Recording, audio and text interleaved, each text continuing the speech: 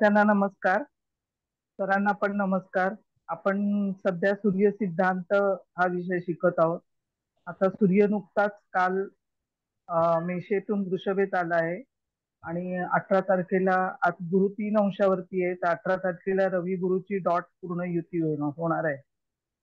तर आपण पण गुरुच्या जवळ जात आहे शिकता शिकता आणि गुरुच्या सानिध्यात आहोत. तर आपले सर पण सूर्यासारखे गुरु आहेत. तर मी सरांना विनंती करते की त्यांनी या विषयाला सुरुवात करावी. सर नमस्कार. धन्यवाद मॅडम, तुमचं स्वागत आहे. सगळ्यांचं पहिल्यांदा स्वागत करतो. आपले सर्व आदरणीय त्याच्यामध्ये आता चव्हाण मॅडमनी स्वागत केलेलं आहे, तर सुरुवातीला मी त्यांचं स्वागत करतो. धन्यवाद मॅडम. त्याच्यामध्ये आपले दळवी साहेब आहेत, त्यांचं स्वागत आहे. कुबल मॅडम आहेत, देशमुख मॅडम आहेत, हळदणकर मॅडम आहेत. मुकेश भाऊ आता हजर नाहीत, तर त्यांचं सुद्धा स्वागत आहे.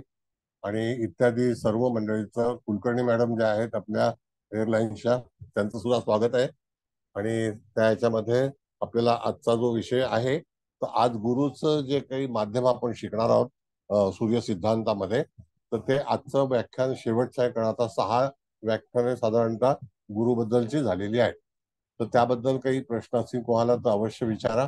तर त्या ह्याच्यातून तुम्हाला चांगल्यापैकी सूर्य सिद्धांताचा विषय जो आहे तो समजला आहे की नाही समजला, याबद्दल पण थोडस तुम्ही स्पष्ट बोलू शकता. तसं काही प्रश्न नाहीये. आणि आता आपण आज जी कुंडली मांडणार आहोत, पाहणार आहोत, तर त्या ह्याच्यामध्ये आता कुबल मॅडम शेअर करतील. तर त्या ह्याच्यामध्ये कोणाचं स्वागत करायचं राहून गेलं असेल तर क्षमस्व, तर तरी सुद्धा सगळ्यांचं स्वागत आहे. तर त्या ह्याच्यामध्ये आपल्याला कुबल मॅडम आता कुंडली शेअर करतील. आणि ही कुंडली जी आहे ती अतिशय महत्वाची कुंडली आहे. तर त्या ह्याच्यामध्ये त्या जातकाच्या जीवनामध्ये कशा घडामोडी घडलेल्या असतील आणि कसं त्याला पुढे जायला संधी मिळाली असेल, तर त्याबद्दलचा विचार आहे. आता 7/2/1979 चा जन्म आहे. संध्याकाळी 6 वाजून सकाळी 6:45 सोलापूरचा जन्म आहे. कळलं का? तर सोलापूरचा जन्म आहे, सकाळचा जन्म आहे, सकाळी 6:45. नोंद करून घ्या जरा प्लीज.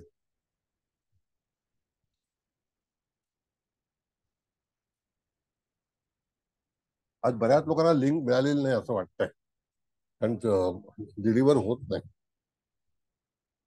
बर, काढा दुसरी कुंडली लावा मॅडम. मकर लग्नाची कुंडली लावा.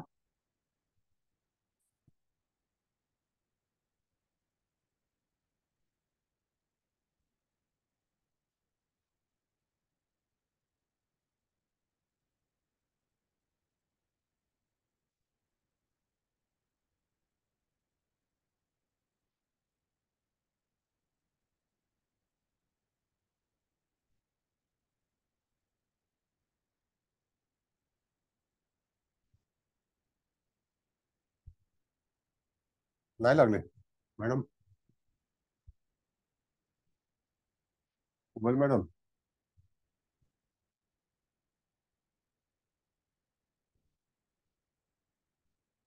1 मिनिट लावते मी, थांबा जरा. काय माझं नेट मध्ये हे होतंय का? लावतीये मी, थांबा.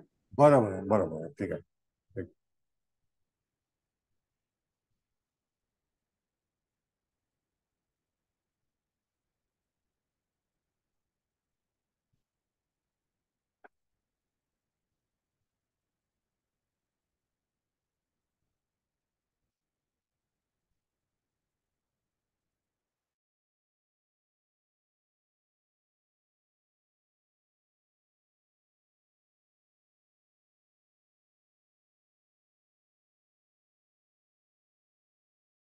मला वाटतं सगळ्यांना कुंडली पाठवलेली आहे. धनस्थानामध्ये केतू आहे कुंभेचा, चंद्र जो आहे तो वृषभेचा आहे, आणि गुरु जो आहे तो सप्तमात उच्चीचा आहे, तो कर्केचा आहे. शनी राहूची युती सिंह राशीमध्ये आहे आणि ते अष्टम स्थानामध्ये आहे. नंतर शुक्र जो आहे तो धनुराशीला आहे, तो 12व्या स्थानामध्ये आहे. हे अशी सगळे ग्रह आहेत. पहिला 3 ग्रह आणि 2 5 ग्रह, 6वा चंद्र, 7वा गुरु, 8वा 9वा शनी राहू. नाही लागत मॅडम कुंडली? त्यांच्या नेटमध्ये थांबा दिसतच सर. नाही सर. हा मी हा करतेय, रेकॉर्डिंग होतंय मॅडम, पण हे शेअर करताना थोडं लागतंय ना. नाही त्यामुळे ते बरोबर. काय नेट असं जरा कमी जास्त अनस्टेबल असेल नाही दोन्हीचे. आज वीक आहे नेट. नेट फार हो. कमी आहे. नाही पण मी कसं ह्याच्यावर नाही जॉईन झाले, मग ह्याच्यावर पण होऊ का मोबाईलवर? मग तिकडनं हो मला हो. पटकन जमेल. हा ठीक येस आहे, येस. थांब. हा का मी लावू इथून 2 मिनिटं थांबा. 2 मिनिटं बर. थांबा. ओके 2 मिनिटं. ओके. पाहतो मी माझ्याकडे कुंडली आहे का ते पहिलं बघायला.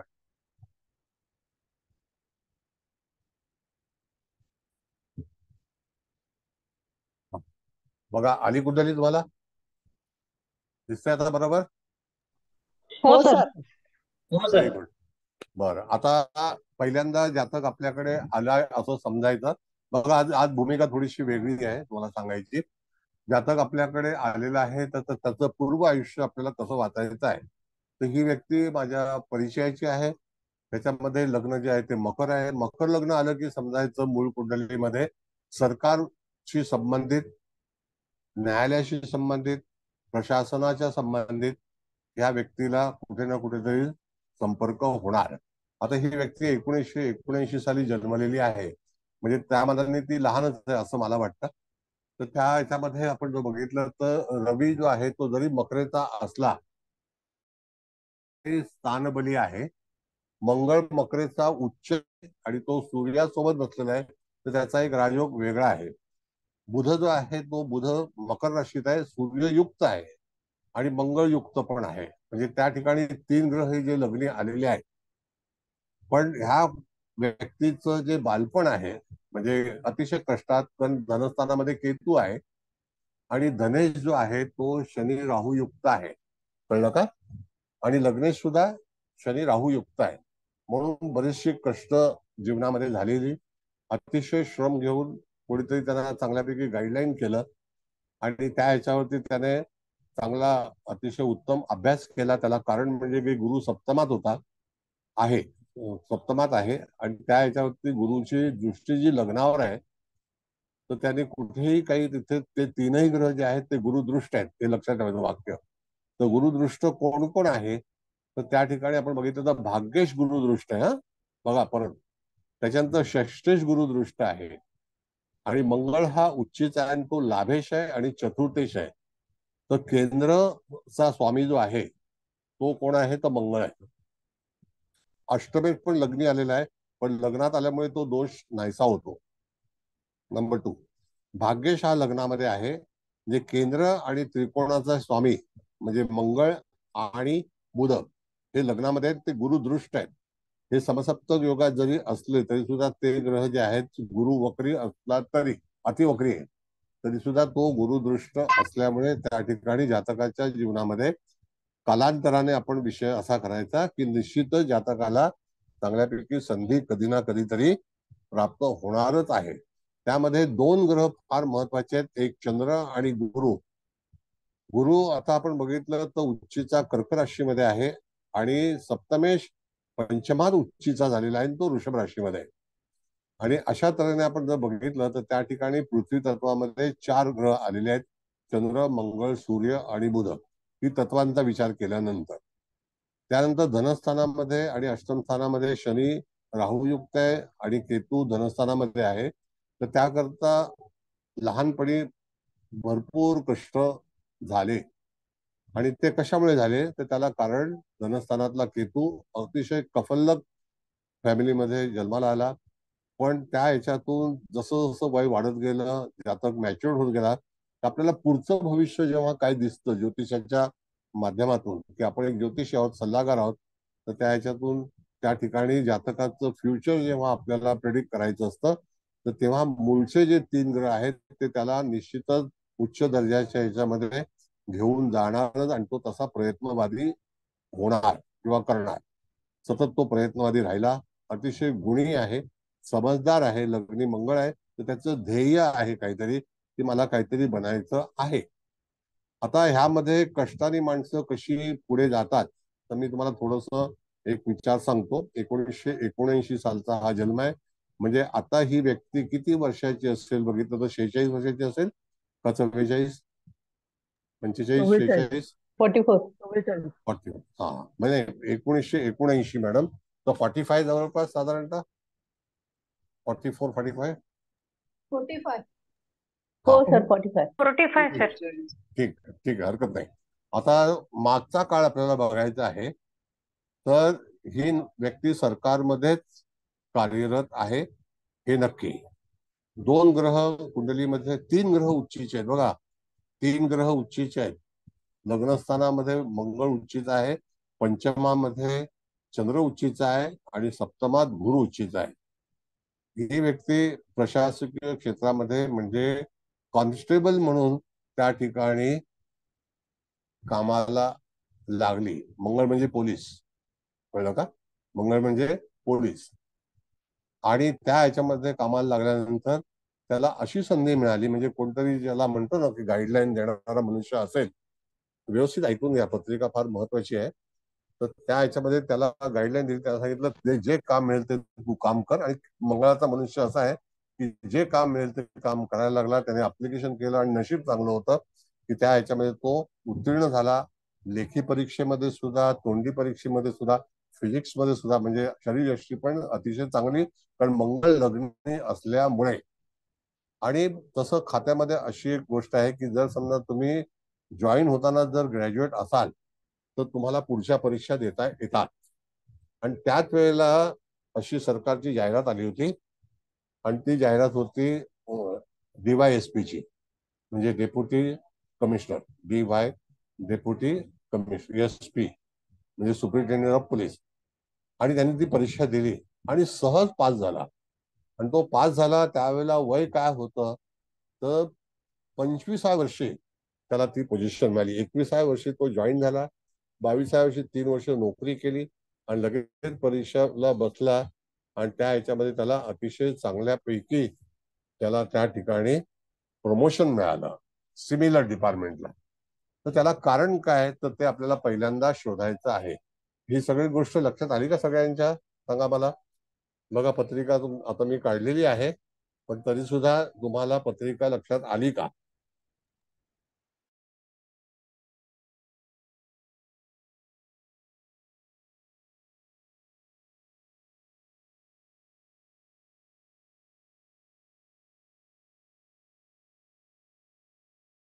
याच्यामध्ये काम करण्याचा अनुभव असं शिकवलं जातं. हा मॅडम बोला. येस, नाही समजलं, म्हटलं पत्रिका समजलं. हा, ठीक आहे. मग आता त्या ठिकाणी त्याला गाईडलाईन मिळाली आणि अत्यंत आदरणीय लग्नी रवी आहे, बुध आहे. बुध लग्नी असल्यानंतर मनुष्य आपलं हित जे आहे ते व्यवस्थित त्या ठिकाणी मांडू शकतो किंवा त्या ठिकाणी विचार करू शकतो की माझं कशात चांगलं आहे, कशामध्ये हे आहे. आणि त्यामध्ये असं आहे की गुरुची दृष्टी लग्नावरती आहे आणि लग्नाधिपती हा त्या ठिकाणी अकस्मात काही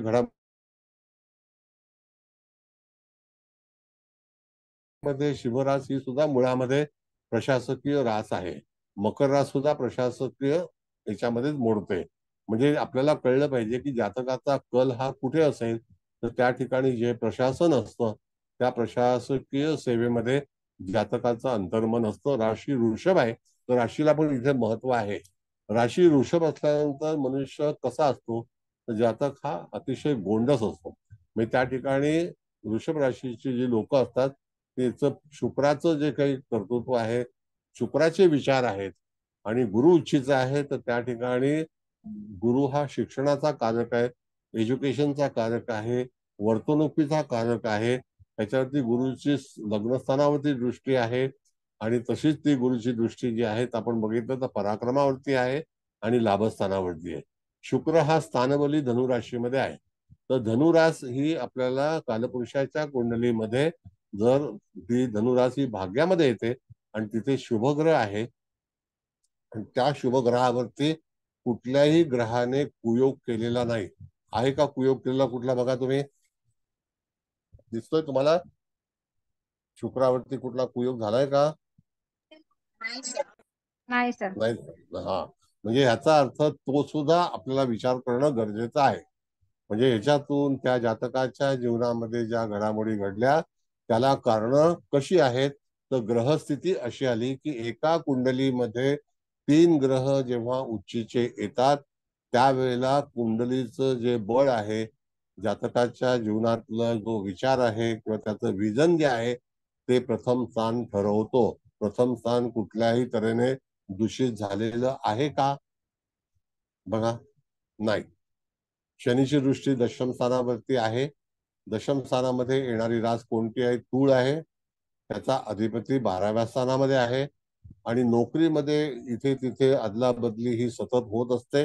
बऱ्याच आणि नोकरीचा नियम आहे, सरकारी नोकरीचे नियम आहेत की तुमची कुठे ना कुठेतरी बदली होत राहणार. त्यानंतर शुक्राची दृष्टी षष्ठ स्थानावरती आहे. तर षष्ठ स्थानामध्ये येणारी रास कोणती आहे? तर त्या ठिकाणी ती मिथुन रास आहे. कळलं? मिथुन राशीचा अधिपती हा लग्नी आहे आणि तो बुध आदित्य योगात आहे आणि मकर राशीत हे आहे.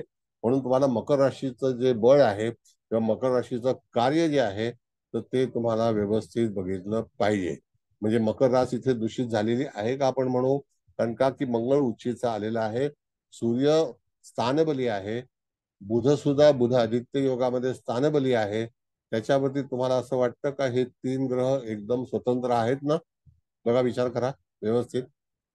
3 ग्रहांना स्वातंत्र्य आहे की नाही? होय सर. आहे ना? हा, म्हणजे आणि सर 25व्या वर्षी सिंह राशीमध्ये गुरु होता सर. येस. म्हणजे त्यावेळेला त्याला तिथे नोकरी लागली, नोकरीमध्ये त्याला संधी मिळाली आणि नंतर कोणीतरी गाईडलाईन. कसं असतं मॅडम, गुरु जेव्हा एखादा उच्चीचा असतो आपल्या कुंडलीमध्ये त्यावेळेला मार्गदर्शक म्हणून गुरु हा मार्गदर्शक म्हणजे we say the index finger. म्हणजे इंडेक्स हो फिंगर हो म्हणजे काय? तर मार्गदर्शिका आपण ज्याला होय. म्हणतो. तर ते हो हो मार्गदर्शन हे त्याला अतिशय उत्तम एका व्यक्तीकडून मिळालं. त्याच्यामध्ये सप्तमेश जो आहे तो सुद्धा पंचमात उच्चीच आहे. म्हणजे हा निश्चितच त्या ठिकाणी लोकांशी कम्युनिकेशन करणं हे सुद्धा त्याला व्यवस्थित जमलं. आणि ज्याला आपण म्हणतो की एखादा विचार मांडणं, जो मांडून मानणं म्हणजे स्वीकारणं, तर ते हो सुद्धा त्याला जमलं आणि त्याने धाडस केलं. धाडस केलं त्याला कारण की त्या व्यक्तीचं ते नशीब होतं. पण बरोबर. आणि लग्नी बुध आहे सर, त्यामुळे विचार व्यवस्थित मांडणारच व्यक्ती ती सर. येस. आणि मग अशा वेळेला काय झालं की त्या ठिकाणी त्याला जे काही ग्रॅज्युएशन होतं ते फार महत्वाचं होतं. सगळ्यात प्लस पॉइंट काय होता ह्या पत्रिकेमध्ये की तो भारतीय ग्रॅज्युएट होता. म्हणजे ब्रिटिशांनी जे ग्रॅज्युएशन बनवलेलं आहे त्या ह्याच्यामध्ये तो ग्रॅज्युएट होता आणि ग्रॅज्युएट असल्यामुळे तो जे काही पुढच्या परीक्षा ज्या आहेत त्याला बिनदिक्कत पात्र झाला ते. पात्र झाला. बरोबर. म्हणजे तो हो बसू शकत हो होता. म्हणजे जर आपण ग्रॅज्युएट हो नाही केलं मग ते इलिजिबल. हो येस, मग कुठलंही हो ग्रॅज्युएशन असावं, ते इंजिनिअरिंगचं असावं, मेडिकलचं असावं, IITचं असावं, ITIचं असावं किंवा प्रशासनाचं, BSc कॉमर्स, कुठलंही चालतं. पण सगळ्या कुठलंही. हो परीक्षा देताना तुम्हाला ग्रॅज्युएट होणं गरजेचं आहे. म्हणून बरेचसे बरोबर. इंजिनियर सुद्धा IAS किंवा IPS झाले. त्याला कारण पण तशीच आहे. आता अच्छा. अशा वेळेला लग्नी मंगळ असणारा ग्रह काय ठरवतो याचा आपल्याला विचार करायचा आहे. तर मंगळ म्हणजे डिफेन्स, मंगळ म्हणजे संरक्षण, मंगळ म्हणजे पोलीस, मंगळ म्हणजे इंजिनिअरिंग, मंगळ म्हणजे त्या ठिकाणी सत्ता गाजवणे, प्रशासकीय याच्यामध्ये उच्च ठिकाणी जाणे. आणि दुसरा ह्याला बेनिफिट मॅडम असा मिळाला की काही स्पोर्ट्सचा कोटा असतो हो खेळाडूंचा. हो सर. होय सर. येस. तर त्या ह्याच्यामध्ये त्याला ती एक संधी मिळाली आणि हा चांगल्यापैकी बरोबर. फुटबॉल प्लेअर आहे. अच्छा.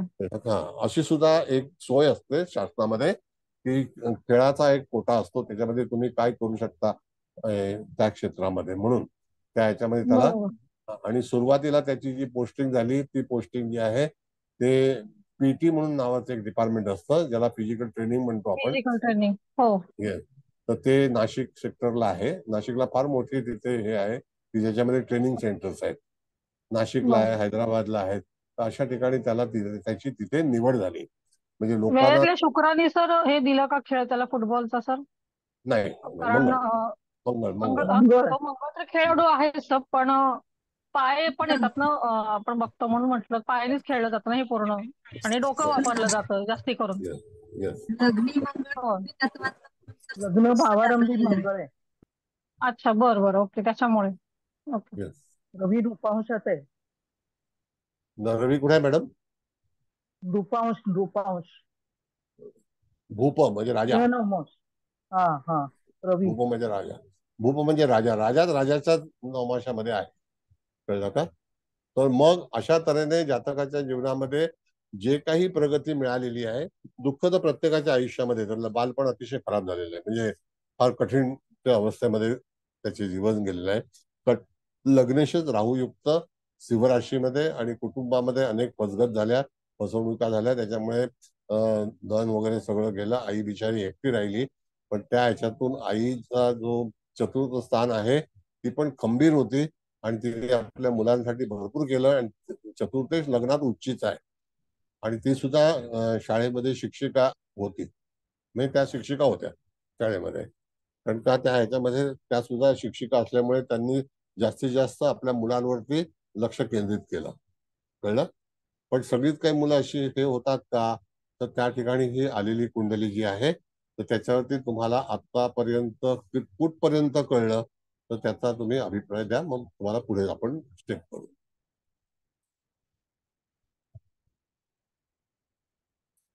काय वाटतं? छान समजलं सर, व्यवस्थित. समजलं ना? हो आता मी सर. तुम्हाला सरकारचे काही नियम सांगतो की आता जेव्हा तुम्ही एखादी पोस्टिंग DYSP ची म्हणून घेता त्यावेळेला तुम्ही जॉईंट CP पर्यंत तुम्हाला यश मिळतं. म्हणजे जे प्रमोशन आहे शेवटला, म्हणजे म्हणून मी विचारलं की याचं वय आता 44 आहे आणि त्या ह्याच्यामध्ये याच्याकडे 16 वर्ष बाकी आहेत. त्या 16 वर्षामध्ये कुठेही जाऊन तो DG बनू शकतो, ऍडिशनल DG बनू शकतो, जॉईंट CP बनू शकतो, ऍडिशनल CP बनू शकतो. तर अशी त्याचा जी काही व्यवस्था आहे आणि ती ऑटोमॅटिक येते. त्याच्यामध्ये काही नाही, फक्त तुमचा रेकॉर्ड चांगला हवा. म्हणजे पत्रिका जर अशी तुमच्याकडे आली तर त्या पत्रिकेवरती तुम्ही कशा तऱ्हेने वाचन कराल हा आपला विषय आहे. शनी राहूची युती आहे, प्रेतशाप योग आहे, 100% मान्य आहे. त्याच्यामुळे त्यांना त्या कुटुंबाला भरपूर काही गोष्टी झाल्या. आता जातक विवाहबद्ध आहे आणि विवाहामध्ये पण वैवाहिक आयुष्य अतिशय सुरळीत आणि चांगलं आहे. पण एवढंच अडचण आहे की सतत कुठल्या ना कुठल्या प्रांतामध्ये या व्यक्तीला जावं लागतं आणि तिथे 2-3 वर्षाची सतत ड्युटी करावी लागते. मग प्रशासन क्षेत्रामध्ये हुशार असल्यामुळे त्या ठिकाणी हेडक्वार्टरलाच जास्ती करून बऱ्याचशा पोस्टिंग झालेल्या आहेत. कळलं? हेडक्वार्टरची पोस्टिंग वेगळी असते. जर यांची पत्नी पण उच्च विद्याविभूषित असेल ना, गुरु उच्चीच फक्त आहे. शिक्षिकच आहे, शिक्षित आहे, म्हणजे चांगले शिक्षित आहे, शिक्षित अच्छा. आहे आणि चंद्र पंचमात उच्चित आहे, त्याच्यामुळे प्रेमविवाह झालेला आहे. अच्छा. प्रेमविवाह झालेला आहे. आता लक्षात आलं पहिला पत्रिका आपण कशी वाचायची. आणि फार कमी पत्रिका अशा मिळतात की ज्याच्यामध्ये लग्नस्थान कुठल्याही तऱ्हेने चुकीच्या ग्रहाची दृष्टी आलेली नाही. सर त्यांना किंवा आताही प्रमोशनचा तसा बघायला गेलं तर योग आहे ना. आता पंचमात गुरु आलेला आहे, भाग्यावर लग्नावर दृष्टी पण आहे, कसं असतं तसा मॅडम, योग आहे. शासकीय प्रमोशन जी असतात ना तर ती एक सरकारची कमिटी असते, मुख्यमंत्र्यांची किंवा होम मिनिस्टरची. तर त्या गृह मंत्रालयाच्या कमिटीवरती निर्णय घेतले जातात. असे सहजासहजी प्रमोशन होतं आणि एकदाच प्रमोशन मिळालं तर 4-4, 5-5 हजार लोकांची प्रमोशन एकाच वेळेला होत असतात. म्हणजे अख्ख्या महाराष्ट्रामध्ये म्हणजे ती प्रमोशन, मग ती ट्रान्सफर प्रमोशन आहे किंवा त्याच ठिकाणी प्रमोशन, पण एक फीत वाढते. तुम्ही जर त्या शर्टावरती बघितलं असेल तर एक एक तुम्हाला अशी चौकट दिसते, त्याचं म्हणणं ती प्रमोशन होतं. अच्छा. पद वाढतं त्याच्यामध्ये. पण तरी सुद्धा बघा, आता तुम्हाला मी सांगितलं अतिशय कष्टामध्ये जीवन काढले, पण पहिलं नशीब कुठलं चांगलं आहे मॅडम, तर व्यक्ती ग्रॅज्युएट झाली हे सगळ्यात महत्वाचा विषय आहे. बरोबर. त्याने एवढे जर हालाकीची परिस्थिती असू दे, म्हणजे आई केवळ शिक्षक असल्यामुळे हे झालं आपण म्हणू शकतो सर. येस, आई शिक्षिका होत्या आणि होय. अतिशय आहेत अजून चांगल्यापैकी, त्यांचा सांभाळ करतो. साधारणतः त्या 74-73 वर्षाच्या आहेत.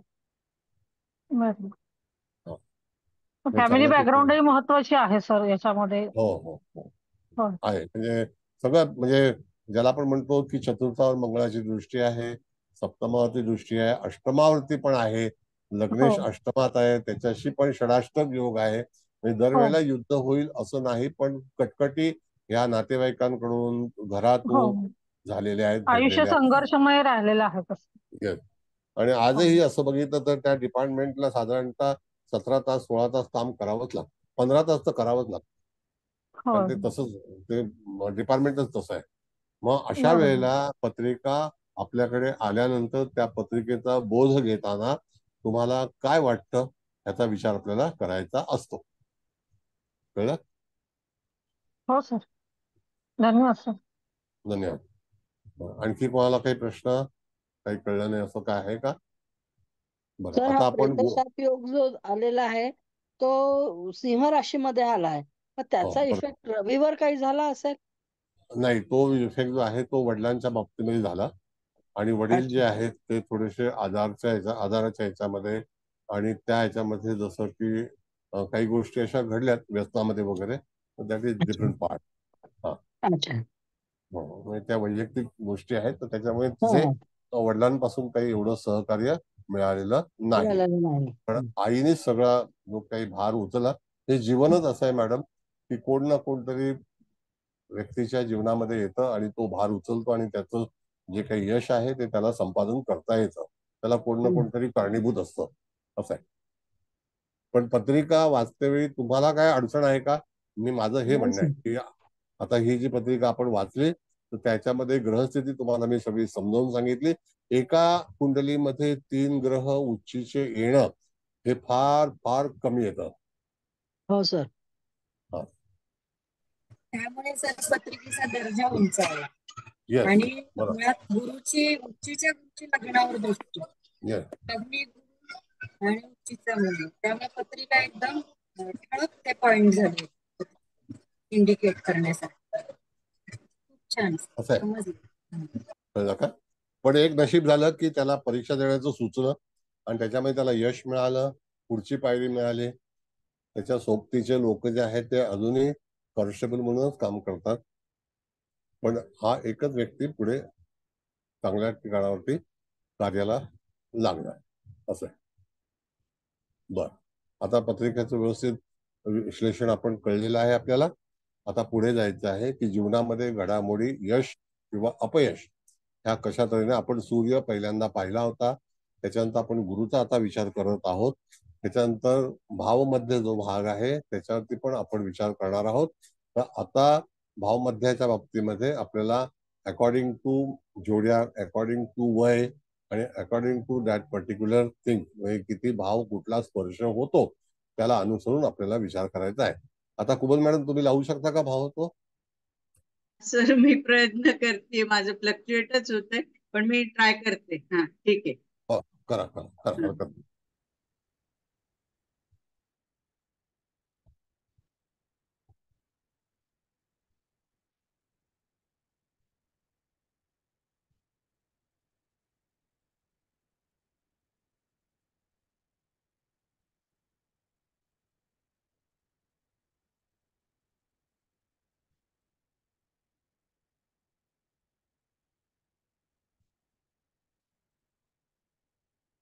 हा, आता हा लागला भाव. बघा, पहिला भाव जो आहे तो मकर राशीचा 19 अंशावरती आहे, बरोबर आहे ना? 19 अंश. हो सर, 19 अंश. दुसरा भाव 23 आहे, म्हणजे 4 अंशाचं अंतर आहे. तिसरा भाव जो आहे तो 26 आहे, म्हणजे 3 अंशाचं अंतर आहे. चौथा भाव जो आहे तो 0 आहे, म्हणजे 4 अंशाचं अंतर आहे. पाचवा भाव जो आहे तो 26 आहे, म्हणजे प्रथम भाव जो आहे आणि पाचवा भाव याच्यामध्ये 26 भाग आलाय, म्हणजे 7 अंशाचं अंतर वाढलं. लक्षात घ्या व्यवस्थित, आज थोडंसं फायनल सांगतोय तुम्हाला की 7 अंशाचं अंतर वाढलं. त्यानंतर सहावा भाग जो आहे, म्हणजे जिथे आपण मिथुन रास येते तिकडे आपण पहिल्या याच्यापासून बघितलं तर 4 अंशाचं अंतर वाढलेलं आहे. कळलं? त्याच्यानंतर सातवा भाव जो आहे तो 19 आहे, म्हणजे पहिला 19, सातवा पण 19, म्हणजे तो सिमिलर आला, बरोबर आहे. त्याच्यानंतर आठवा 23, 10, म्हणजे धनस्थान आणि आठवं स्थान सिमिलर आलं. त्यानंतर 26, 38 हे तिसरं आहे आणि भाग्यस्थान आहे 26, 38. परत 006 आणि त्या ह्याच्यामध्ये तो दशम भाव आहे. नंतर 2638 जो आहे तो एकादशम भाव आहे. तर 2638 हा मीन राशीमध्ये पण आला होता, तृतीय स्थानाला, कळलं, मिथुन राशीला. आणि त्या ह्याच्यामध्ये 12 म्हणजे धनु राशी जी आहे 12वं स्थान तो 23-10 आहे. तर 23-10 हा किती वेळा रिपीट झालेला आहे बघा? 3 वेळा झाला की नाही, का 4 वेळा झाला? चार वेळा सर, 4 वेळा. मग हे 4 वेळा झाला ना. म्हणजे त्या ठिकाणी सिंहराज ही 23-10 आली, त्याच्यानंतर मिथुन राज 23-10 आली, आणि त्याच्यानंतर कुंभराज 23-10 आले. बरोबर आहे. म्हणजे 2 नाही का, दुसरं स्थान. हो सर. 2 आणि त्याच्यानंतर 6. बरोबर आहे. हो सर. 2, 8 6, 8 आणि 12. 12. बरोबर आहे. हो म्हणजे बरोबर सर. म्हणजे तो 4 राशीचा भाव आहे ना. म्हणजे आता याच्यामध्ये कुठलाही भाव लुप्त झालेला वाटतो का तुम्हाला? बघा, मेष 00 आहे म्हणजे काय? 4 आणि 10 लुप्त झाले ना. मेष आणि तूळ दोन्ही लुप्त झालेत. म्हणजे त्या ठिकाणी तूळ आपण जर बघितलं तर तूळ 006 आलेला आहे. मॅडम, तूळ 006 म्हणजे तिथे वृश्चिक राशीला 006 दिसतो. कळलं का? म्हणजे तूळ राशी लुप्त झालेली आहे ना, आणि वृश्चिक रिपीट झालेली आहे बघा. वृश्चिक आणि वृषभ दोन्ही रिपीट झाले ना. रिपीट झाले. ह्या गोष्टी आपल्याला कधी फॉलोअप करायच्या आहेत? व्यवस्थित लक्षात घ्या, ह्या गोष्टी कधी फॉलोअप करायच्या आहेत की ज्या वेळेला आपल्याला गोचर आणि ग्रहांचा जे प्रवेश आहे तो भावाला कधी कधी त्या भावाच्या अंशावरती कुठलाही ग्रह नसेल, पण त्या भावाला एखादा ग्रह स्पर्श करून जाणार असेल, त्या दरम्यान जातकाच्या जीवनामध्ये चांगल्या वाईट घडामोडी होणार आहेत किंवा होती न, असा विचार करायचा असतो. कळलं का? लक्षात आलं? नाही आलं तर परत सांगतो. हो सर, आलं. Very good. मग आता इथे वृश्चिक राज जे आहे ते 006 आणि त्याच याच्यामध्ये आपण बघितलं तर तूळ रास लुप्त झालेली आहे. हो सर. हो सर. मग वृषभ हे जे आहे ते 006 वरती आले. म्हणजे जिथे वृश्चिक पण 006 वरती आलेले आहे. मग वृश्चिक रास ही कुठे इंडिकेट करते? तर लाभस्थानामध्ये, नाही का? हो सर. लाभस्थान आणि वृषभ हे पंचम स्थानामध्ये. त्या समसप्तक राशी आहेत ना. मग तिथे 00 जो भाव आहे तो 2 आलाय. मग 23-10 ह्या 4 आलेल्या आहेत. मग 26 बघा किती आहेत? 1, 2, 3, 4 आहेत का? 26. हो सर, 4 आहे. 26 पण 4 आहे. मग 4 आणि 4 किती झाले? 8. 8 आणि 2 10. आता 2 राशी दुसऱ्या ज्या आहेत तर त्या बघायच्या आपल्याला 19च्या. म्हणजे प्रथम स्थान आणि सप्तम स्थान. बरोबर आहे. हो सर. म्हणजे 12 राशींचे भाव तुम्हाला लक्षात आले का? कारण भाव मध्याच्या अनुसरून ह्या 12 राशींचं आपण गणित मांडलं. त्याच्यामध्ये मेष राशी आणि तूळ राशी इथे कार्यरत नाहीत.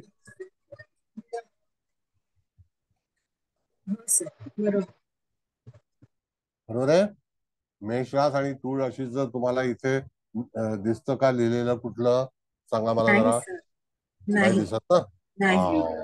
म्हणजे तिथे या मेष राशी आणि तूळ राशी लुप्त झालेल्या आहेत. हा तुम्हाला भावमध्ये शिकल्याशिवाय आपल्याला कळणार नाही, नाही का? हे लक्षात ठेवणं गरजेचं आहे.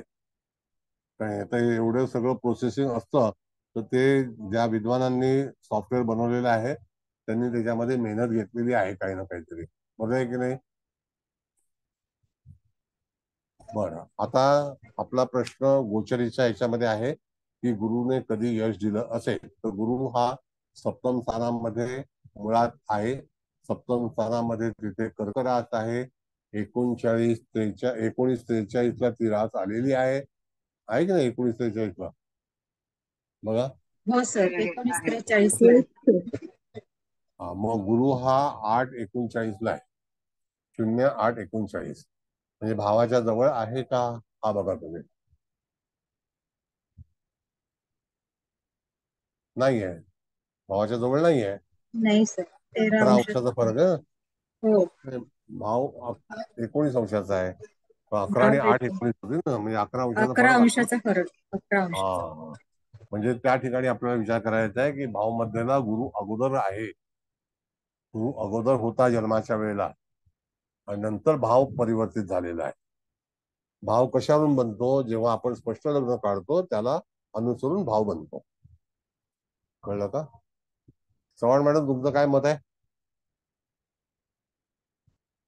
हो सर, बरोबर आहे. म्हणजे पहिल्यांदा आपण आकाशामध्ये बघतो तर भाव तयार होतो आणि इत्यादी ग्रह जे आहेत ते भावामध्ये अगोदर आहेत का पुढे आहेत याचा विचार करायचा. आज आपला विषय गुरुचा आहे, तर त्याच्याकरता भ्रमण गती जी आहे ती आपल्याला विचार करते वेळी 8 अंश हा मुद्दा आहे. आणि तसाच त्या ठिकाणी प्रत्येक ग्रह प्रथम स्थानामधला, द्वितीय स्थानामधला, आपण प्रथम स्थानामधले जे ग्रह आहेत त्याचा विचार आपण जर केला तर त्या ठिकाणी पहिल्यांदा लग्नाचा विचार करायचा आहे.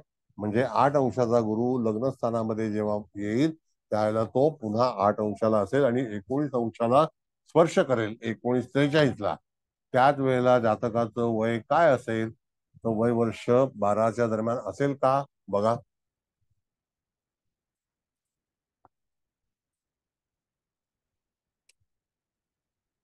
म्हणजे पहिल्या 6व्या वर्षी, मग 18व्या वर्षी. आता एका लक्षात घ्या, 18व्या वर्षीच प्रथम भावाला तो स्पर्श करेल.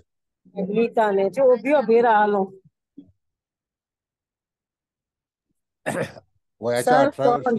सर सॉरी, मध्ये आले. हा ठीक आहे, चला मी घेतो तुम्हाला तिथे. हा, 18व्या वर्षी पहिल्या भावाला आरंभ करेल का? लक्षात घ्या जरा व्यवस्थित. बघा, पहिले 6 वर्ष म्हणजे प्रथम स्थान, परत एक 12 वर्षाचं राऊंड होईल, मग परत तिथे प्रथम स्थानावरती जाईल ना. म्हणजे वय वर्ष किती असणार? 18. हो सर. हा, म्हणजे 18 वर्ष, वय वर्ष 18 हे त्याच्या जीवनामध्ये परिवर्तन होण्याची संधी किंवा परिवर्तन होण्याचा काळ हा आपल्याला ठरवता येईल. कधी येईल? ज्यावेळेला प्रथम भाव 19 अंश 43 कलेचा आहे किंवा त्याच्या अगोदरचे इत्यादी ग्रह. आता इत्यादी ग्रहामध्ये सूर्य 24 अंशाचा आहे, मंगळ 20 अंशाचा आहे आणि बुध 22 अंशाचा आहे. म्हणजे हे सगळे ग्रह जे आहेत ते आजूबाजूलाच आहेत. आणि गुरु पहिला संधी कोणाला देणार आहे? ते 19 अंशाच्या भावाला देणार. दुसरी संधी जी आहे तर ती 20 अंशाच्या मंगळाला देणार. तिसरी संधी बुधाला देणार 22 अंशाचा आणि सूर्याला 24 अंशाला संधी आहे. येते लक्षात? तुमच्याकडे पत्रिका आहे बघा. हो सर. हो, नाही का? सर कळतंय. हा, very good. So very fine. म्हणजे याचा अर्थ जातकाच्या जीवनामध्ये पहिल्यांदा संधी भावाला मिळेल, दुसऱ्या वेळीची संधी मंगळाला मिळेल, तिसऱ्या वेळीची संधी बुधाला मिळेल आणि चौथ्या वेळीची संधी सूर्याला मिळेल. कळलं का? मग आता जेव्हा एखादा ग्रह, गुरुसारखा ग्रह हा जरी नीचेचा म्हणून प्रथम स्थानात जाणार असेल तरी सुद्धा तो 4 गोष्टीला स्पर्श करणार. म्हणजे लग्न, सूर्य, मंगळ आणि बुध, ह्या 3 ग्रह आणि एक भाव. आलं लक्षात? म्हणजे त्या ठिकाणी जातकाच्या जीवनामध्ये निश्चितच चांगल्यापैकी परिवर्तन होईल. आणि अशाच वेळेला गुरु गुरुला पाहिल तेव्हा ते 8 अंश असतील. म्हणजे 8 अंशाचा गुरु येते वेळी इथे मकर लग्न असल्या कारणाने, मॅडम जरा हे काढा पत्रिका, मकर लग्न हा, मग जानेवारी महिन्याच्या दरम्यान गुरुचं भ्रमण जे आहे हे तुम्हाला त्या ठिकाणी मॅडम असेल का? बघा, जानेवारी महिन्यामध्ये, कारण मकर रास ही जानेवारीत येते. सर 1997 जानेवारी महिन्यामध्ये गुरु मकर राशीत आहे. हा, मग बरोबर आहे. चव्हाण मॅडम सांगितलं ना. हा, म्हणजे काय असो त्यांनी आरंभ केलेला आहे ना, तो स्पर्श झालाय. बघा, रवी शिवाय कुठलाही ग्रह राष्ट्रांतर क्रांती करू शकत नाही. कळलं का? सगळ्या ग्रहांचे जे काही योजना आहेत त्या सूर्यावरती अवलंबून आहेत. म्हणून आपल्याला जेव्हा महिना सांगायचा असतो, दिवस काढायचा असतो, तर त्यावेळेला रवीचा आधार घ्यायचा असतो. रवी 1 अंशाचा आहे, म्हणजे प्रत्येक दिवस हा 1 अंशाला रवी जेव्हा स्पर्श होईल त्याला दिवस असं म्हटलेलं आहे. म्हणून आपल्याकडे असं सांगितलंय की सूर्याने पाहिलेली तिथी. Got it? हो सर. बरोबर आहे ना? हा, म्हणजे सूर्याने पाहिलेली तिथी कधी आपण विचारायची, जसं आता ह्यांनी सावंत मॅडमने सांगितलं की रवी 1 अंशाचा आहे, याचा अर्थ तो आरंभ 15 तारखेला किंवा 16 तारखेला असेल त्यावेळेला 1997ला. मग 97 साली ह्या व्यक्तीचं वय काय असणार? तर 19 वर्ष असेल का 18 वर्ष असेल? बघा जरा. 18. अकॉर्डिंग टू 18 वर्ष ना. म्हणजे हा बरं, 18 वर्षी मूल काय करतो? एक साधारण वयोमान आपण जर बघितलं तर शाळेचं किंवा कॉलेजमध्ये असतो की नाही? हो सर, शिक्षणच चालू असतं.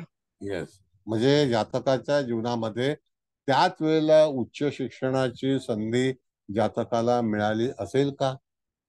कुठलाही अडथळा न होता जातक हा सगळ्या परीक्षा, म्हणजे ज्याला आपण म्हणतो प्रथम पहिलीपासून ते BA शेवटच्या वर्षापर्यंत. आता BA शेवटच्या वर्षापर्यंत जेव्हा मनुष्य जातो त्यावेळेला शाळेमध्ये किती वर्ष राहावं लागतं? आपण जर बघितलं तर 11वी होती त्यावेळेला. कळलं का? मग 11 आणि 4 15 आणि आपलं वय 5, म्हणजे 21वा वय झालं की नाही? 21व्या वर्षी ग्रॅज्युएशन होतं. हो सर. होय सर. बरोबर आहे? हा. मग असं गणित जे आहे ते जातकाचा जेव्हा आपण वर्गीकरण करतो किंवा त्याचा जे काही प्रगती कधी होईल याचा विचार करतो, मग आपल्याला असं बघायचं आहे की वय वर्ष 21ला त्या ठिकाणी आपण जर विचार केला तर तुम्हाला तृतीय स्थानाकडे जायचंय. तृतीय स्थानामध्ये मेष रास येते की नाही? होय सर. आणि ती लुप्त आहे. बरोबर आहे? आणि हो. तिकडे रिपीट कुठली रास झालेली आहे का? तर तिथे मीन रास रिपीट झाले. वृषभ रास रिपीट आहे ना सर? नाही, तिथे जिथे मेष रास आहे ना 10 11 12, मीन रास लुप्त झालेली आहे का मॅडम? मेष ना. नाही मी नाही लुप्त झाली. तृतीय स्थानात मेष येणार सर आणि मेष रास लुप्त, तृतीय स्थानात मीन रास येणार आणि मेष रास लुप्त झाली सर. मीन रास तृतीय स्थानात. नाही नाही नाही नाही, चतुर्थ भाव आहे ना मॅडम, कुलकर्णी मॅडम. तर चतुर्थ भाव जो आहे तो ऋषभेचाच आलेला आहे का बघा जरा. नाही, मेषचा आहे ना. नाही, मेष रास इथे आहे, 0 आलेली आहे ना. हो सर, चतुर्थ हो में सर. हो वृषभ सर. वाला. मग अशा वेळेला आपल्याला मीन राशीचा आधार घ्यायचा आहे. तर मीन राशीमध्ये गुरुचं भ्रमण ज्या वेळेला होईल तर त्या ठिकाणी मीन रासचा भाव, मीन राशीमध्ये एकही ग्रह नाही आहे का? नाही आहे. पण भाव आहे की नाही? भाव आहे सर. हो सर. राशीत ग्रह नाहीये. आहे ना. मग त्यावेळेला जातकाचं वय 22 असेल साधारणतः. गुरुचं भ्रमण बघतोय आपण.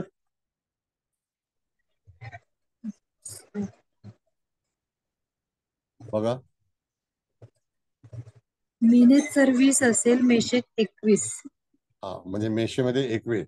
मग मेष राशीच्या याच्यामध्ये आलेली रास मेष लुप्त झालेली आहे, पण चतुर्थ स्थानामधूनच गुरु जाणार आहे किंवा त्याला जी संधी मिळालेली आहे त्या दरम्यान गुरुला गुरु योग करतोय की नाही मीन राशीवरती मॅडम?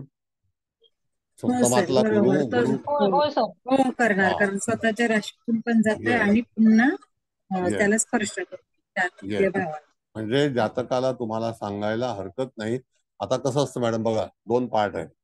एक व्यक्ती परीक्षा देते त्या वर्षी रिझल्ट लागतो असं नाही, पण परीक्षा देते वेळी आपल्याला पेपर लिहिताना काही सुचलं पाहिजे की नाही, तरच आपण पास होतो.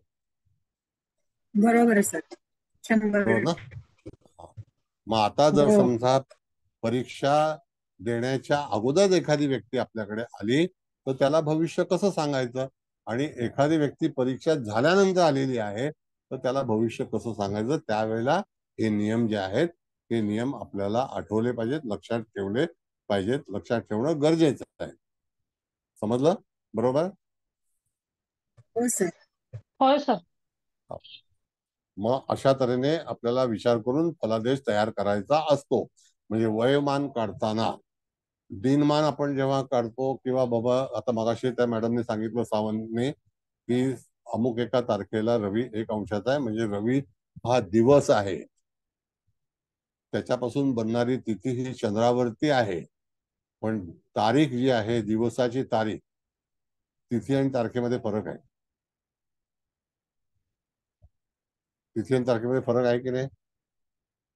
हो सर. हा, म्हणजे एक त्यावेळेला सूर्यावरून तारीख, आणि एक चंद्रावरून बघितली जाते. हा, मग सूर्यावरून आपण तारीख काढतो ना. हे हो. सगळ्या गोष्टी मॅडम बघा, आता पुढे जाऊन तुम्ही एक चांगल्यापैकी ज्योतिषी झालेले आहात, होणार आहात, तर तुम्हाला ह्या सगळ्या गोष्टींचं ज्ञान असणं आवश्यक आहे. म्हणजे तिथे आपल्याला तारीख ही सूर्य जेव्हा प्रवेश करेल त्या दिवशी, मग ती 14 असो, 15 असो, किंवा दुसऱ्या राशीमध्ये 16 पण असू शकते, असं काही नाही. तर नोव्हेंबर महिन्यामध्ये कधी कधी 17 तारखेला प्रवेश होतो. कळलं? असं आहे. वृषभ राशीमध्ये 16 तारखेला होतो. मग हे सगळं विचार करणं गरजेचं आहे. मॅडम, रवी कधी आता प्रवेश करतोय? उद्या? काल झाला ना. काल झाला म्हणजे वृषभेला, हो मग तो हो 14 झाला. 14 लीप इयर आहे ना, म्हणून 14 झालं. हे पण लक्षात ठेवणं गरजेचं आहे, लीप इयर आहे का, नाही तर ती 15 तारीख आली असते ना मॅडम. हा, नाही तर 15 तारीख. म्हणजे यावेळेला लीप इयर 29 फेब्रुवारी होतं, बरोबर ना?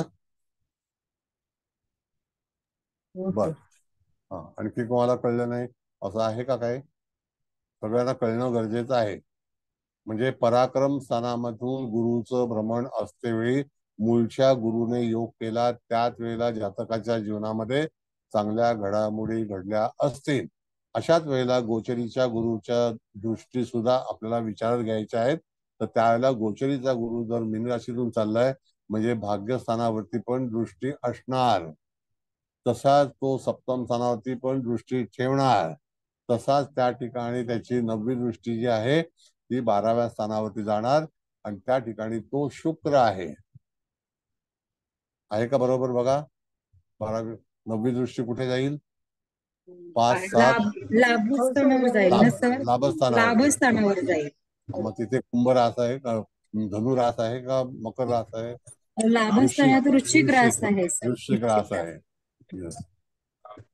मग वृश्चिक राशीच्या याच्यामध्ये आपण जर बघितलं तर मंगळाच्या राशीवरती दृष्टी ठेवली जाते, आणि मंगळ कोण आहे? तर लग्नी आहे. हो सर. मग अशा तऱ्हेने तुम्हाला तृतीय स्थानातलं गुरुचं भ्रमण हे भाव मध्यावरतीच विचार करायचा आहे, कारण का त्यामध्ये कुठलाही ग्रह नाही. मग भाव मध्याचाच आधार घ्यायचा असतो.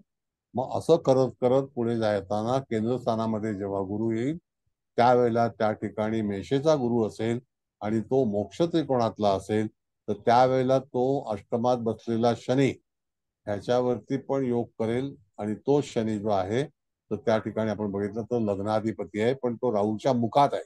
तर अशाच वेळेला गुरु जरी तिथून दृष्टी करत असेल तर जातकाला तसं चांगलं फळ मिळणार नाही, त्याच्यामध्ये अडथळे येतील, बऱ्याच गोष्टीचं हे मग तुमच्याकडे अशी व्यक्ती आली तर त्याला उपाय काय सांगाल? तर त्याला सांगायचं की तुला आता संधी मिळालेली आहे, मिळणार आहे, पण शनी आणि राहूच्या युतीमध्ये ग्रह असल्यामुळे त्या ठिकाणी तुला कदाचित तिथे शंका उपस्थित होतील, to be or not to be. तर त्या ठिकाणी जो ग्रह असेल त्या ग्रहाची उपासना, जेणेकरून राहू आणि शनीची उपासना, ज्या लोकांच्या पत्रिकेमध्ये राहू शनीची युती असते अशा लोकांनी ह्या दोन्ही ग्रहांचा जप करायचा, तर त्या स्थानाचं जे बळ आहे, म्हणजे त्या राशी जी सिंहरास आहे, तर त्याचं जे काही व्यत्यय किंवा त्रास असेल तो कमी होतो. ग्रह हा त्या ठिकाणी जे आपण उपासना करतो त्यानेच प्रसन्न होतो, किंवा दान करतो त्यानेच प्रसन्न होतो. कळलं? आता जी मंडळी आपल्याकडे आहेत, प्रत्येकाला काही ना काहीतरी दुःख असतं. तर तुम्ही रोजचं घरी जेवण बनवता, त्याच्यामध्ये एखादा समजा थोडासा तुम्ही उकळवून काळे उडीद ठेवले तुमच्याकडे, उकळवून ठेवायचे, आणि जो तुम्ही भात बनवाल रोजचा त्याच्यामध्ये थोडस एक चमचाभर टाकायचे, उकळलेले ठेवून दिलेले, आणि ते कुठेतरी कावळ्याला तुमच्या गॅलरीमध्ये किंवा तुमच्या पटांगणामध्ये असं तिथे ठेवायचं. मग असे काही दोष असतात तर ते दोष जे आहेत ते सहजपणे निघून जातात. त्याला कुठल्याही तऱ्हेने तुम्हाला काही नदीवर किंवा हिमालयावरती जायची आवश्यकता नसते. कळलं? जर काही प्रसंग असतील, काही दोष असेल, काही चिंता असेल, तर अशा साध्या माध्यमातून तुम्ही घरचं जेवण रोज बनवता तर भात तर बनलेला असतोच, नाही का? हो सर. म्हणजे तो एक उपाय आहे जर कोणाला काही समस्या असतील तर. बाकी नसतील तर काही हे नाही. हा, भागवत मॅडम बोला. तर म्हणजे असं काही ग्रहस्थिती नसेल, शनी राहू किंवा काय, तरी सुद्धा हा उपाय केला तरी चालतो का? रोज करा. कसं आहे माहितीये का मॅडम, की नेहमी मी तुम्हाला सांगतो की आता पक्षी जो असतो ना, हा पक्षी हे जे सगळं अन्न खातो ते त्याचं खाणं कमी असतं फार. बरोबर. फार कमी खातो. म्हणजे तो वाघ जे खाईल ते पक्षी खाणार नाही, बरोबर. किंवा म्हैस जे खाणं खाईल ते पक्षी खात नाही. बरोबर. प्रत्येकाचं जे शरीर आहे ते परमेश्वराने बनवलेलं आहे.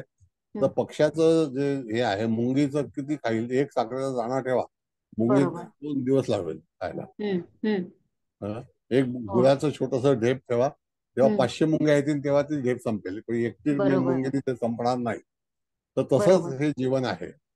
तर त्या ठिकाणी पक्ष्याची सेवा करणं हे परमेश्वराने सांगितलेलं आहे, की पक्षी हा असा एक प्राणी, हे जीव आहे की तो सतत भ्रमंतीवरती असतो. आपलं जे भक्ष्य आहे तो शोधत असतो, आणि तो स्पीडी असतो. स्पीडी हे लक्षात ठेवा.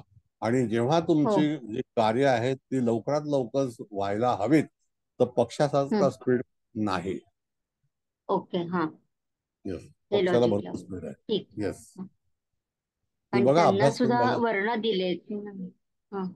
जे जसे आपल्या याच्या चातुर्वर्णे असतात, जसं चिमणी हा विप्रवर्णाचा पक्षी आहे वगैरे, असं त्यांच्यात सुद्धा म्हणजे सांगितलं जातं ना. कॅटेगरीज आहेत त्या, नाही का? Thank you sir. हो म्हणजे क्विक जे काम व्हायचं असेल तर त्या ठिकाणी तुम्हाला निश्चितच याचा वापर करणं गरजेचं आहे. बरं, आता कम टू पॉइंट. आता तुम्हाला पत्रिका कळलेली आहे का? मूळ पत्रिका आपण वाचलेली आहे, त्याचं गोचर आपण समजावून सांगितलेलं आहे. आता जर जातकाच्या जीवनामध्ये जर समजा कष्टाचे दिवस कधी येतील, आता पण सिंह राशीला गुरु जाणार आहे 3 वर्षानंतर. त्याच्या अगोदरही गेला असेल तर जातकाच्या लहानपणी गेला असेल. तर लहानपणी म्हणजे ज्या वेळेला बाळ 1 वर्षाचं असेल त्या दरम्यान साधारणतः 8 अंशाचा गुरु आहे. तर 8 आणि 22 किती झाले? 30. म्हणजे 22 जे अंश गेल्यानंतर जिथे शनी महाराज आहेत त्या पॉकेटमध्ये जातात. बाळ किती 1.5 वर्षाचा असेल की नाही? हो सर. मग त्याच वेळेला त्याला काही समस्या उद्भवू शकतील असं आपल्याला गणित सांगायचं असतं. आलं लक्षात? म्हणजे जर गुरु आणि शनीची युती शेजारी शेजारी असेल, राहू शनीची युती शेजारी शेजारी असेल, तर बाळाला साधारणतः वय वर्ष 1.5 ते 2, 1980. हा 80-81च्या दरम्यान. 1980 ला मंगळ पण तिथे होता, राहू पण तिकडे होता, शनी पण होता, सगळे होते. मग त्यावेळेला तिथे जातक हा काही याच्यामध्ये परिस्थितीमध्ये अडचणीत आला असेल, कारण ते त्याला लहान बाळ होतं. मग पत्रिका सूर्यसिद्धांताच्या ह्याने वाचायची असेल तर तुम्हाला असे नियम पाठ असणं गरजेचे आहे. पटतंय का तुम्हाला? सर 25व्या वर्षी पण सिंहेतच गुरु होता सर. हो, बरोबर आहे. म्हणजे ही जी दुःख आहेत ना कुलकर्णी मॅडम, ही त्याला वयाप्रमाणे जे जे काही मागील कर्म असेल त्याप्रमाणे शनीच्या मुखातून जाताना ह्या सगळ्या गोष्टीवरती परिणाम होणार. ओके. आणि मग असे सर तुम्ही सांगितले की 25व्या वर्षी प्रमोशन मिळालं पहिलं जेव्हा तो कन्या राशीमध्ये गुरु गेला त्यावेळेला भाग्याचा उदय झाला. पण तत्पूर्वी चिंता जास्ती निर्माण झाल्या. तत्पूर्वी जेव्हा सिंह राशीमध्ये राहू शनीची युती आहे ना, तिथून हो जेव्हा हो गोचरीचा ग्रह गेला त्याच्यानंतर त्याचा जो काही फलित आहे ते फलित निश्चितच कष्टमय असणार. आणि बर जेव्हा कन्येला जेव्हा गुरु गेला असेल त्याच दरम्यान त्याला तो बिंदू आहे तर तो भावमध्य कोणता आहे हो त्याच्यावरती त्याची फलश्रुती आपल्याला सांगता आली अच्छा. त्या पाहिजे. भावाला स्पर्श केल्यानंतर मग त्याचं फळ मिळालं. येस. हो कसं असतं मॅडम की समजा एखाद्या वेळेला आपण रेल्वे स्टेशनला जातो 10-20 ची गाडी आहे किंवा 10-22 ची गाडी आहे असं आपण नेहमी इंडिकेटरवरती पाहतो. हो तर जोपर्यंत 10-22 होत नाही तोपर्यंत ट्रेन प्लॅटफॉर्मला स्पर्श करत नाही होय किंवा बरोबर आहे. छान किंवा उदाहरण सुटत दिले. होय होय बरोबर किंवा आहे. सुटत नाही किंवा सुटत होय नाही. होय होय त्याच्यामध्ये एकाच मिनिटाचा अवधी असतो 1 ते असतो. 2 होय मिनिटं. होय मग होय तशाच वेळेला तुम्हाला असा निर्णय हा ग्रहावरून केला मग त्यावेळेला तुम्हाला तपासलं पाहिजे की हा गुरु त्याच इथे रेंगाळणार असेल आणि तो भावाला स्पर्श करण्याकरता विलंब लावणार असेल तर तो कधी तर तो अच्छा फेब्रुवारी महिन्याच्या 15 तारखेनंतर अतिवक्री होईल. हा फेब्रुवारी महिन्याच्या 15 15 तारखेनंतर तो तारखेनंतर. अतिवक्री होय होईल. होय त्यावेळेला होय तो भावाला स्पर्श करण्याचं त्याला लिमिटेशन आहे बंधन आहे. बरोबर होय होय ही ही पण गोष्ट टू बी नोटेड.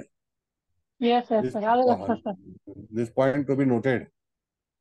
म्हणजे हो गोचरीचा ग्रह जरी असला तरी सुद्धा जातकाच्या इन 1 इयर जो प्ले आहे इन दॅट बिटवीन जेव्हा कुंभेला रवी येईल आणि हो तो त्यावेळेला फेब्रुवारी ऑनवर्ड्स ऑनवर्ड हो त्यावेळेला गुरु वक्री होणार सिंह राशीमध्ये. हा नियम होय लिहून ठेवा. हो sir this fix. Fix is fix. बरोबर सर. सप्तकात म्हणजे येतील तेव्हा तो होय सर होय बरोबर हे सुद्धा आपल्याला माहिती हवं. आता काही लोकांच्या बरोबर. डोक्यावरून जातंय का तर मी परत सांगेन तुम्हाला. चिंता करू नका. धन्यवाद सर. पण शिकलं पाहिजे तुम्हाला की ग्रह हा वक्री कधी होणार आहे.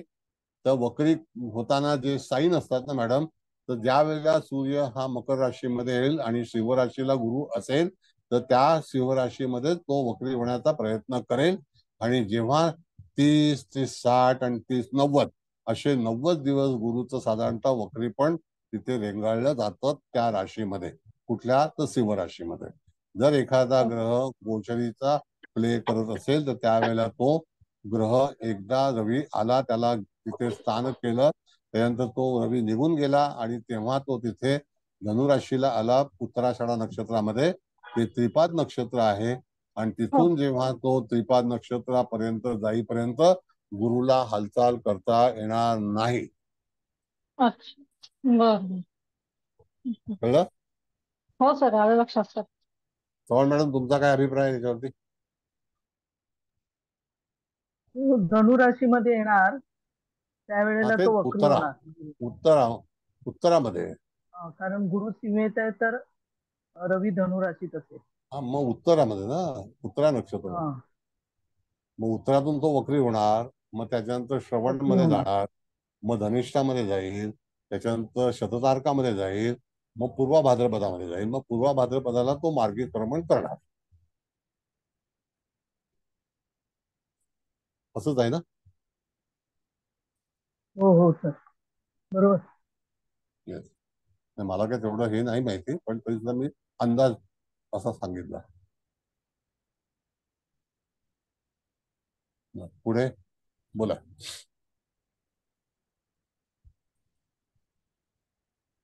म्हणजे तो काळा जेव्हा काढते वेळी शनीच्या राशीमध्ये शनी ज्या राशीत आहे त्या राशीमध्ये गुरु वक्री कधी आणि तिथे जास्ती काळ कधी राहील तर त्या दरम्यान जातकाच्या जीवनामध्ये पाहिजे तसं यश मिळणार नाही. मिळेल का सांगा? नाही मिळणार. नाही मिळणार ना? मग हे कसं काढायचं तर तुम्हाला असाच विचार केला पाहिजे. थोडस विचार करून तुम्ही ठरवा. पण शेवटी ग्रह हे सगळे रवीच्या विचाराने चालतात. इशाऱ्यावरती. विचाराने इशारा.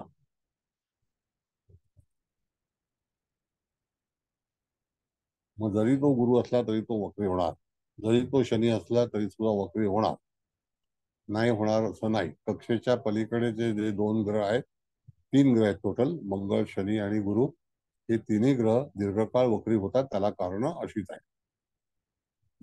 आलं का? काय म्हणायचंय तुम्हाला? वक्री मार्गीचं गणित कळलं, त्या सिंहराशीमध्ये त्याला डिफिकल्टीज येतील, हे ठाम आहेत. मग त्याच वेळेला त्याला तुम्ही प्रयोग काय सांगणार की तुला काय करायला हवं? दान संवारे बिगडे काम. आमच्या गुरुजींनी आम्हाला शिकवलंय, जर तुम्हाला बिघडलेलं काम सुधारायचं असेल तर दान संवारे बिगडे काम. दान म्हणजे असं आहे की ज्या व्यक्तीला, ज्या गोष्टीला ज्याची गरज आहे त्याला आपण जर एखादी गोष्ट दिली तर आपली कामं कुठल्याही तऱ्हेने बिघडणार नाहीत. म्हणून त्याला असं म्हटलेलं आहे, दान संवारे बिगडे काम. मी नोएडाला होतो. 2004 मध्ये हा 2004 मध्ये याला खूप प्रॉब्लेम आला असेल.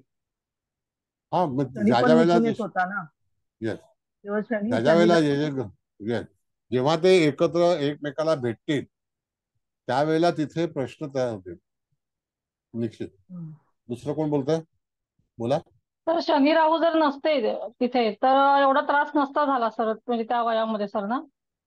नाही पण असं आहे मॅडम, बघा की ही जी युती आहे शनी राहूची सिंह राशीमध्ये, हा. ही पुन्हा कधी तुम्हाला पाहता आली आहे का? नाही सर, माझ्या तर पाहण्यात नाही आलेली आहे सर. म्हणजे याचा अर्थ हे ठरलेलं आहे होय की सर, हे आपला प्रारब्ध जन्म म्हणून जे आपण विधी लिखित जे घेतलं होतं ते सर. Yes, बरोबर सर. प्रारंभ. आता विधी होय लिखित होय. पार्ट 2 घेणार आहे मी. पार्ट 2 घेणार अच्छा आहे.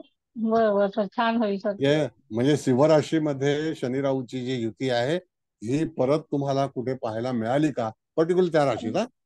नाही नाही सर, नाही मिळाली. म्हणजे त्या वेळेच्या नंतर आता वयाच्या 60व्या वर्षी सुद्धा शनी हा सिंह राशीमध्ये जाईल. म्हणजे 1979 आणि 60 किती झाले? 39 साली, साधारणतः 2039 साली शनी हा सिंह राशीमध्ये असेल. त्यावेळेला राहू कुठे असेल याचा विचार करायचा, बरोबर सर. नाही का? हो सर, निश्चितच. चव्हाण मॅडम, तुमच्याकडे 1940चं जरा कॅल्क्युलेटर असेल तर बघा, त्यावेळेला राहू कुठे आहे राहू आणि मिथून शनी येत कुठे? आहे, मिथून येत. हा म्हणजे मिथून शनी येत, सिंहेत नक्की शनी राहू युती नाही. नाही. म्हणजे 60 वर्षांनी सुद्धा ती युती होणार नाही आणि पर्पजली त्या पर्टिक्युलर सिंह राशीत ही होणार नाही. बरोबर आहे मॅडम? स्क्रीनशॉट जरा मारून ठेवा ना चव्हाण मॅडम. हा स्क्रीनशॉट मारून ठेवा. मग मिसेस कुलकर्णी, आपल्याला असा विचार केला पाहिजे की ही युती झालेली आहे, ही त्याच्या नशिबाच्या अनुसरून आहे, हो पण सर. पुढे जाऊन ही युती होणार नाही. नाही. हो नाही. बरोबर. त्याच्या अगोदर एकदा युती झाली 1980 साली, तर त्यावेळेला शनी आणि गुरु आणि शनीची युती होती. बघा बाजूबाजूला ते आहेत ना. मग त्यावेळेला हो राहू आहेत कुठे आहेत. आला? हो, राहू कर्केमध्ये आला. राहू कर्के मध्ये आला. हो, मागे होय आला तो. सर. हो बरोबर सर. बरोबर ना? होय म्हणजे सर. त्यावेळेला व्यक्ती 1 वर्षाची असेल. होय मग ते कधी बरोबर. ठरवायचं? ज्यावेळेला राहूचा अंश किती असतील त्याच्यावर, राहूचे अंश किती त्याच्यावरून असतील ठरव. होय म्हणजे तो बरोबर. रेट्रोग्रेड प्लॅनेट आहे, तो सप्तम हो स्थानामध्ये येईल. पण गुरु हो पुढे जाईल. त्यावेळेला शनी पुढे जाईल. गुरुची युती सिंह राशीमध्ये ऑगस्ट महिन्यामध्ये झालेली आहे. अच्छा ऑगस्ट बर. 1980. 80. हो 1980. ऑगस्ट 1979. बघा तुम्ही, बर. 80-19 सर आहे. आहे ना? हो सर. म्हणजे गणित हे असं आहे, त्याच्यावरती फलित आहे. घटनाक्रम जो आहे तो घटनाक्रम असाच तिथे आखणी करायची असते, मांडणी करायची असते आणि फलादेश करायचा असतो. सगळ्यांना लक्षात येते का व्यवस्थित? नाही तर मी आपलं बोलत जाईन, तुम्हाला लक्षात येणार नाही. नाही सर, खूप छान समजताय. कळतंय ना? धन्यवाद. एकदम एकदम छान. हा बोला. म्हणजे तुम्हाला कॅल्क्युलेशन असंच करत जायचं असतं. बिलकुल लक्षात आलं सर, एकदम छान आलं. हे फाईन. म्हणजे जन्म आपला जसा असेल त्याच्यावरून भविष्यामध्ये होणाऱ्या घडामोडी जेव्हा आपल्याला ठरवायच्या असतील, त्या कशामुळे झाल्या, त्यावेळेला काळ कसा असेल, कोण कुठे असेल, तर त्याची आखणी आपल्याला करायची असते. जरी इथे गुरु उच्चीचा आलाय, ऍग्री विथ यू, पण त्याच्यामध्ये शनी राहूची युती आहे. तर त्यावेळेला वय वर्ष दीड, त्याच्यानंतर राहू सप्तमात, राहू गुरुची युती, मूळ कुंडलीमध्ये राहूवरून गुरुवरून राहू जाणार हे ठरलेलं आहे. वय वर्ष दीड म्हणजे 18 महिन्याचं बाळ असताना. मग अशा वेळेला तुम्ही बघा, जे लोक ह्या काळामध्ये जन्माला आलेले असतील त्यांनी त्यांचं 1.5 वर्षाचं आयुष्य तपासावं किंवा 2 वर्षाचं. त्यांना काही ना काहीतरी तिथे प्रश्न उपस्थित झाले असतील. कळलं? हो सर, बरोबर आहे. येस, किती this is called the real prediction. Bhagwat madam बोला. तर आता जेव्हा जेव्हा मी गुरु तर तेवढा 1 वर्षभराचा काळ फक्त तिकडे त्या सिंहेतून जाईल. एरवीचा बाकीचा वेळ जेव्हा ते शनी राहू मूळच्या कुंडलीत तिथे आहेत, तर बालपणाचं तर आपल्याला कळलं की त्यांनी खूप त्रास दिला. पण नंतर ते काय करतील, की गुरु काय 1 वर्षभर असेल तो जाईल निघून ना, आणि नंतर काय? बरोबर. नंतर पण पुढे जी अवस्था आहे, तर लहान बाळाचं जे आयुष्य असतं ते आई म्हणजे पेरेंट्सवरती डिपेंड असतं, आई हा वडिलांवरती अवलंबून असतं ना. हा त्याच्यानंतर त्याची प्रगतीचा आपण जो आराखडा काढला, तर त्यावेळेला बघितलं आपण तर 18 वर्ष हे आपण नक्की केले जेव्हा मकर राशीमध्ये गुरुचं भ्रमण सुरू झाल्यानंतर. हा बरोबर आहे. त्यावेळेला आपण हा बघितलं की 19 अंशाचं लग्न आहे, 22 हम्म अंशाचा बुध आहे, 20 अंशाचा मंगळ आहे, 24 हम्म अंशाचा रवी आहे. त्या दरम्यान हम्म आपण तिथे त्याचा फलादेश आपण नक्की केला. पण तो हो, कुठल्या वर्षी? तो वय वर्ष 18-19 बरोबर बरोबर. आहे की नाही? मग त्याला हा साल कोणतं असेल हे विचार करायचा. हा पण हा बोलला. लग्नावरून गुरु जाईल तेव्हा ना. हो, येस येस. मग हा. तो एकच मी वेळेला गेला ना. नाही, मी नाही नाही, सिंहेचा विचारते, अष्टमातून जेव्हा त्याच्या जाईल. बरोबर आहे. हा अष्टमातून जेव्हा जाईल मॅडम, त्याला वय वर्ष 13 असेल. हो, आणि कळलं मग तो का? नंतर गेला ना, मग नंतर जसं 25 जातकात. 25 25. नाही तसं नाही, 13वं वर्ष एकदा तो गुरु अष्टमातून नवमात गेला की हो, त्याला काहीतरी हे मिळेल. पण त्याच्या गुरु पुढे गेल्यानंतर अष्टमातले शनी राहू त्याला काय फळ देत राहतील असं विचार. अष्टमातली शनी राहू हे कायमस्वरूपी त्या ठिकाणी जातकाच्या जीवनामध्ये आंदोलन करत असतील. आता तुम्ही बघितलं तर शनीची 10वी दृष्टी चंद्रावरती आहे की नाही? हा हो. का? मग तिथे तो it is control by Saturn. जरी तो हम्म उच्चीचा असला तरी हा it is control by Saturn. चंद्र हा उच्चीचा आहे, वृषभ राशीमध्ये आहे, पंचम स्थानामध्ये आहे. तर त्या ठिकाणी पंचम स्थानातली दुःख किंवा पंचम स्थानातलं जे काही आपण ट्रेनिंग म्हणतो ते पंचम स्थानावरून असतं. तिथे हम्म सुद्धा त्याने ट्रेनिंगसाठी कष्ट घ्यावेच लागतील. म्हणजे भरपूर कष्ट केल्यानंतर त्याला काहीतरी फळ मिळेल, कदाचित कष्टांच्या तुलनेत कमी मिळेल मॅडम, असं. सगळ्या लोकांना कष्ट असतात. नाही ते बरोबर नाही, मला हे मेन म्हणजे प्रश्न विचारायचं होतं की अष्टमासारख्या ठिकाणी शनी आणि राहू सारखे ग्रह आहेत, तर ते बाकीचं जरी गुरु वगैरे आपण सोडलं तर ते त्याला कशा प्रकारे आयुष्यभर कशा प्रकारचा त्रासातून त्याला त्याच्यामुळे जावं लागेल. त्याला बघा जोखीम उठवावी लागेल. अष्टम स्थान हे हा जोखीमचं आहे, ज्याला आपण हा म्हणतो की भरपूर प्रमाणामध्ये शक्ती वाया घालवावी लागेल, हा चॅलेंज करावे लागतील, संकट येतील, हम्म डिपार्टमेंटल संकट येतील, बरोबर वरिष्ठांची संकट येतील, ही येतच असतात. बरोबर. तर एक पीडा सांगू येतील. काय? हा बोला थँक्यू बोला सर. बोला. हा, चंद्रकुंडलीच्या चतुर्थात येतोय म्हणून घरापासून कायम हा दूर राहिला माणूस, म्हणून हा सारखा आहे. फिरतीवरती राहिला. ते जॉबच तसा आहे मॅडम. जॉब पण तसाच आहे तो. आणि बघा परत सांगतो, हा, जॉबच जेव्हा तसा आहे. हम्म. जेव्हा एखादी व्यक्ती वरिष्ठ असते ना, त्याला फिरावंच लागतं. आणि एखादी व्यक्ती हम्म. जर समजा कॉन्स्टेबल आहे तर त्याला फिरावं लागत नाही, त्याला मुंबईतल्या मुंबईतच फिरावं लागतं. तो जळगावचा मुंबईत येत नाही आणि मुंबईचा जळगावात जात नाही. पण जे तिकडचे असतात त्यांना अख्खं भारतभर पण फिरावं लागतं, कधी कधी राज्यात पण फिरावं लागतं. हे नियम आहेत. पण ते फिरावं हम्म. लागलं कारण राशी स्वामी शुक्र व्यायात आहे ना. कारण राशी स्वामी शुक्र आणि दशमाधिपती शुक्र 12व्या स्थानात आहे. मग फिरतीवरती आहेत. पत्रिका कुठपर्यंत कळली तुम्हाला? सगळ्या लोकांनी चर्चा केलेली आहे, आणखी चर्चा करा, पण तुमचं नॉलेज वाढवा. सर मी विचारू का? हा, विचारा. हा, नमस्ते सर. नमस्ते. सर, लग्नामध्ये जसे मंगळ रवी आहे, पण त्या व्यतिरिक्त पण लग्नेश शनी हा सिंह राशीत आहे. मग या जातकाला आता जसं मॅडमनी विचारलं की काय काय अडचणी येतील, कितीही अडचणी आल्या तरी पण तो पेलवू शकेल ना, कारण सिंह राशी ही राज राशी आहे. नाही, बघा, आता पेलवू शकेल म्हणजे त्या राशीतली शक्ती आहे. नंबर 1 लक्षात घ्या, सिंह राशी ही नेहमी आव्हानात्मक आहे. सिंह आणि मेष राशीना कष्ट येणार नाहीत असं कधी होणार नाही. वृश्चिक पण तसंच आहे. मेष, वृश्चिक, सिंह यांना सतत संघर्ष करावा लागतो, हा नियम आहे.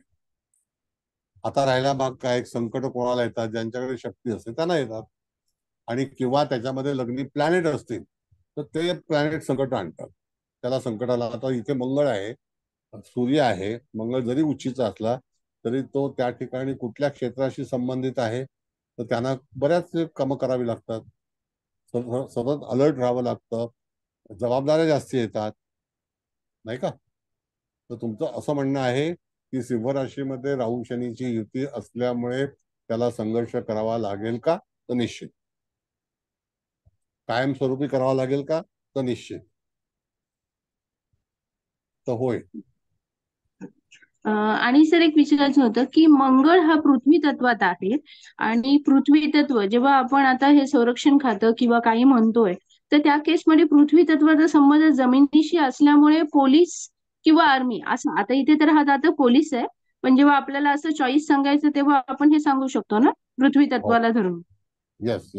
पृथ्वी तत्वामध्ये मी आपण बघितलं, जेव्हा नाडी शिकलो होतो तेव्हा 2, 6, 10 ही ह्या ज्या राशी आहेत कालपुरुषाच्या अनुसरून, त्यांना जास्तीत जास्त श्रम करावे लागतात, त्यांना संधी पण लवकर मिळते, त्यांना नोकरी पण लवकर मिळते. म्हणून तुम्ही बघा, 2, 6, 10 ह्या स्थानामध्ये ग्रह असतील, किंवा 2, 6, 10 स्थानं कधी येतील मॅडम? तर त्यावेळेला मेष लग्नाला 6वं स्थान येईल, बरोबर आहे की नाही? कुंभ लग्नाला आपण जर बघितलं तर वृषभ राशी येईल चतुर्थामध्ये. सिंह लग्नाला त्या ठिकाणी दशमामध्ये, केंद्रामध्ये येईल की नाही? तर ह्यांना तिथे सतत कार्य करावंच लागतं, हा नियम आहे.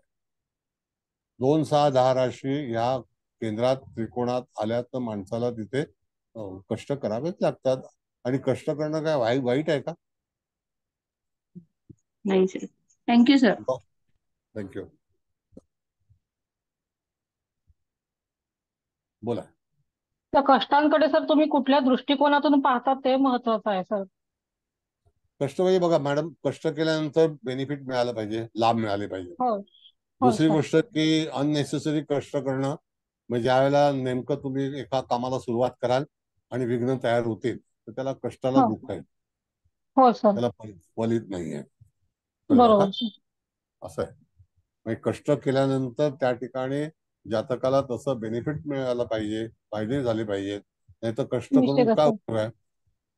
हो सर, त्यासाठी ग्रहांचंही पाठबळ पाहिजे तेवढं.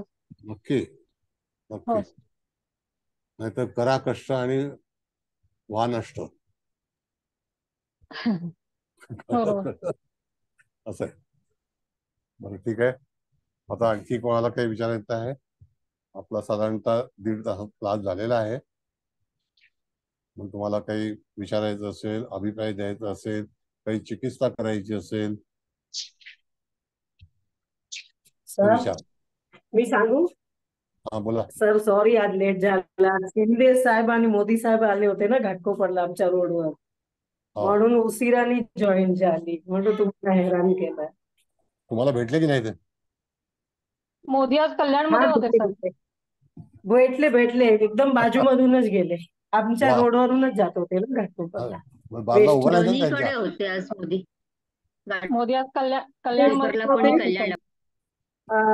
देवेंद्र साहेब होते आणि मोदी साहेब होते. छान. चला, तुम्हाला दर्शन झालं, आम्हाला नाही दर्शन. आपली धरोहर, आपली धरोहर आहे तिघे. ठीक आहे. बरं, आणखी काही? विचारायचं आहे?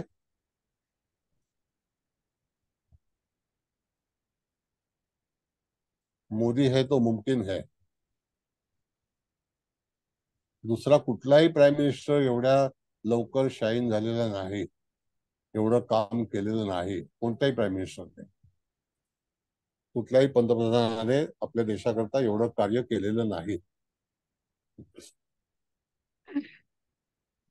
साहेब लय पब्लिक लय पुरी पब्लिक लांबून सगळे आलेले.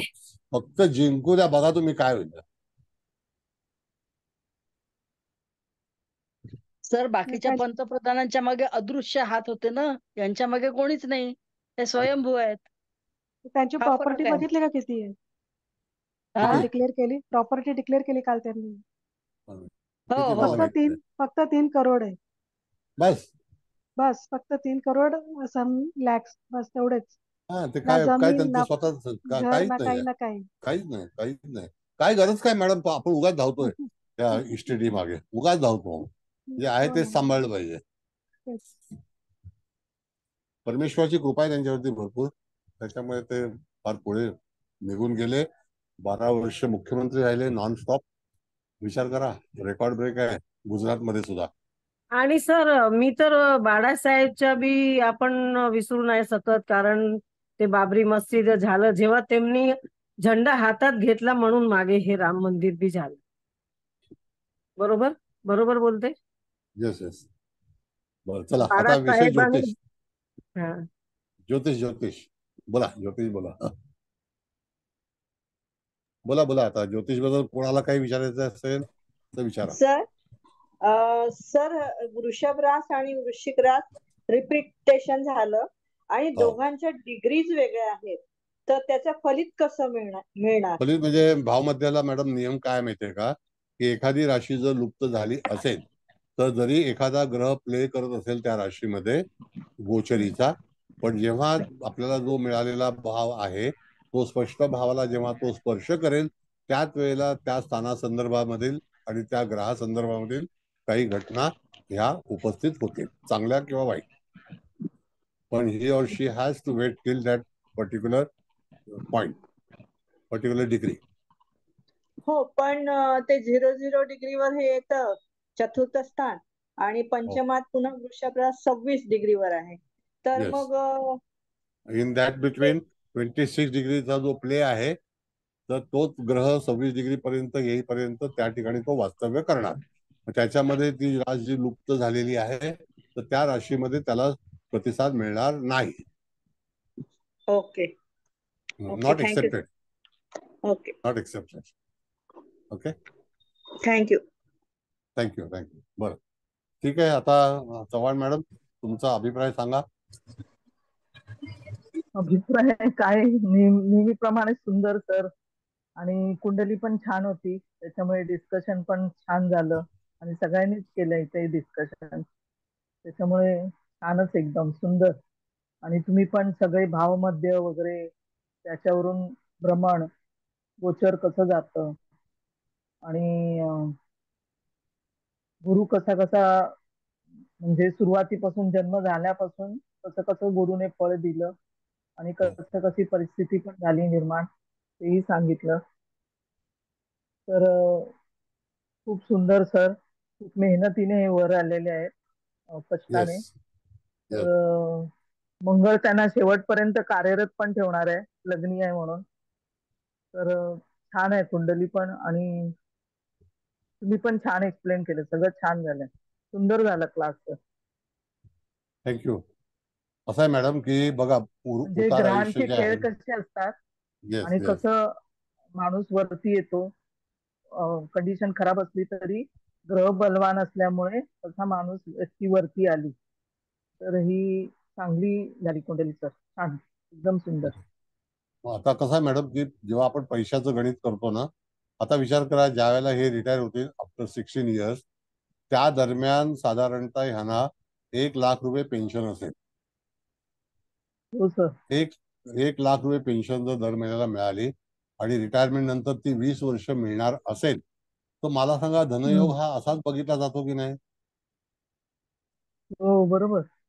हा, आणि वरती आणखी एवढ्या याच्यामध्ये कमावलेले पैसे, इन्कम, ती सुद्धा असते ना. म्हणजे त्या ठिकाणी आपण जर बघितलं तर जातकाचं प्रमोशन फार उंचावरती होणार आहे, लक्षात घ्या.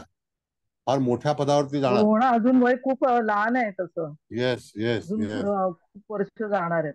चांगलं होईल. परकेच्या गुरुने पण छान दिलं त्यांना सगळं. Correct. It is it is. ह्या सगळ्या गोष्टी आपल्याला पूर्णपणे लक्षात आणून फलित करायचं कसं, तर हे तुम्हाला आता आपण परिचय केलेला आहे.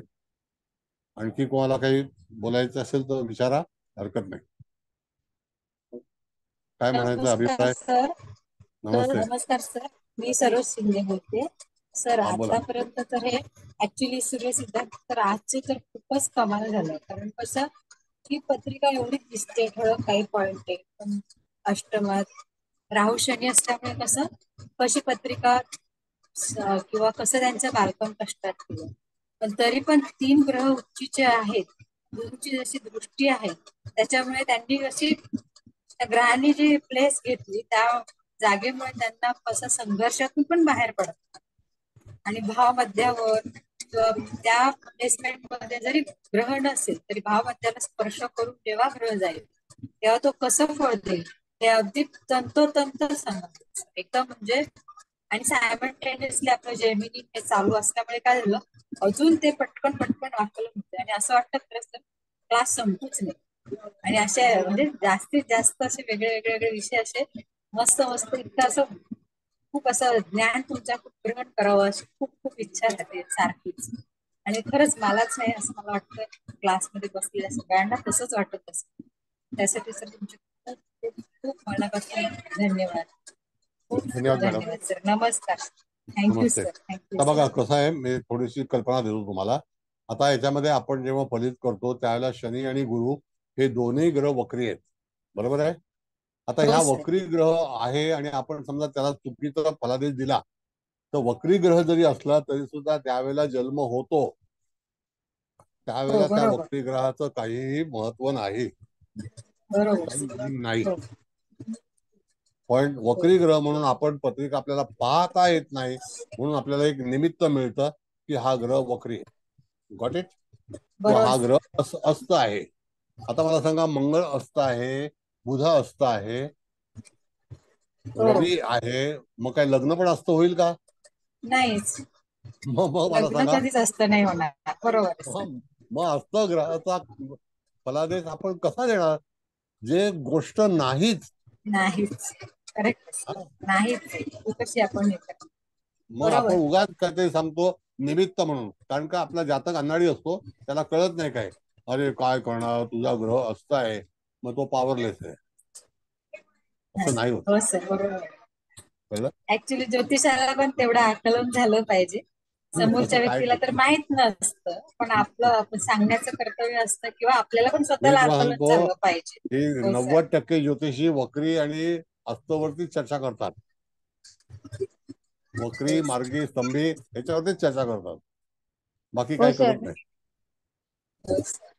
हो, बरोबर आहे. पण सर आता तुमच्यामुळे आता मला वाटतं क्लास मधले आम्ही सगळे तरी निदान आम्हाला सगळ्याच गोष्टींचं तुमच्यामुळे थोडंसं ज्ञान तरी पदरात पडलं.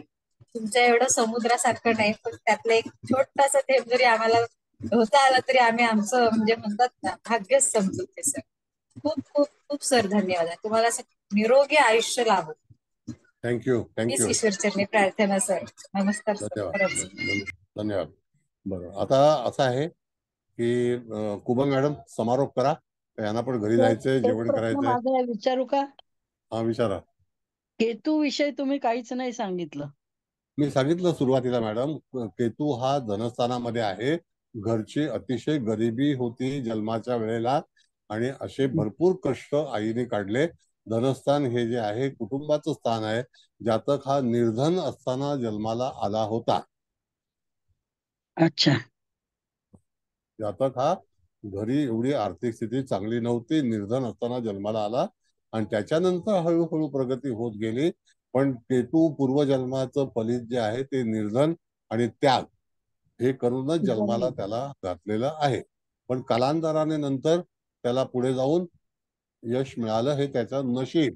आणि ते नशीब कसं वाचलं आपण, की त्या ठिकाणी लग्न मकर असलं तर ते प्रशासन आहे, ही गोष्ट लक्षात ठेवावी. सरकारी क्षेत्राशी मकर राशीचा संबंध येतो.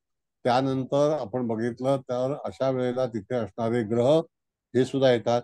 आता एक मायावती सारखी व्यक्ती जर समजा लग्नी रवी आणि चंद्राची युती आहे, ती व्यक्ती 4 वेळा चीफ मिनिस्टर झाली, म्हणजे सरकारचीच झाली की नाही. कमाल हसनचं मकर लग्न आहे, म्हणजे त्या ठिकाणी पण सरकारचे बेनिफिट त्याला मिळालेले आहेत. मकर राशीचं महत्व असं आहे की सरकारचे लाभ, सरकारचे लाभार्थी हे होऊ शकतात. संजीव कुमार मकर लग्न होतं, सप्तमात गुरु होता, म्हणून एवढ्या याच्यामध्ये त्या ठिकाणी पुढे गेला. त्याचं पहिलं पिक्चर होतं, त्याचं नाव होतं राजा और रंक, म्हणजे रंक सुद्धा होतो आणि राजा सुद्धा होतो. तर आता शुक्र जो आहे दशमेश शुक्र व्ययामध्ये गेला तर हे परदेशवारी करतील. हो, झालेली आहे. झालेली आहे ना तेच. ट्रेनिंग साठी म्हणजे अशा तऱ्हेच्या वेळेला अशा गोष्टी होतात. बरेचसे मकर, जसं आपले लालकृष्ण अडवाणी जे आहेत ते सुद्धा मकर लग्नाचे आहेत. त्याच्यानंतर राहुल गांधी सुद्धा मकर लग्नाचे आहेत. कळलं का? अपवाद आहे. शेवटचा संदेश.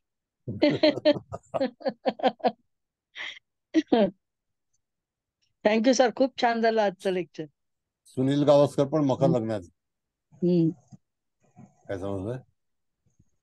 बरं, ठीक आहे, हरकत नाही. कुबल मॅडम, समारोप करा तुम्ही. हो सर, करते.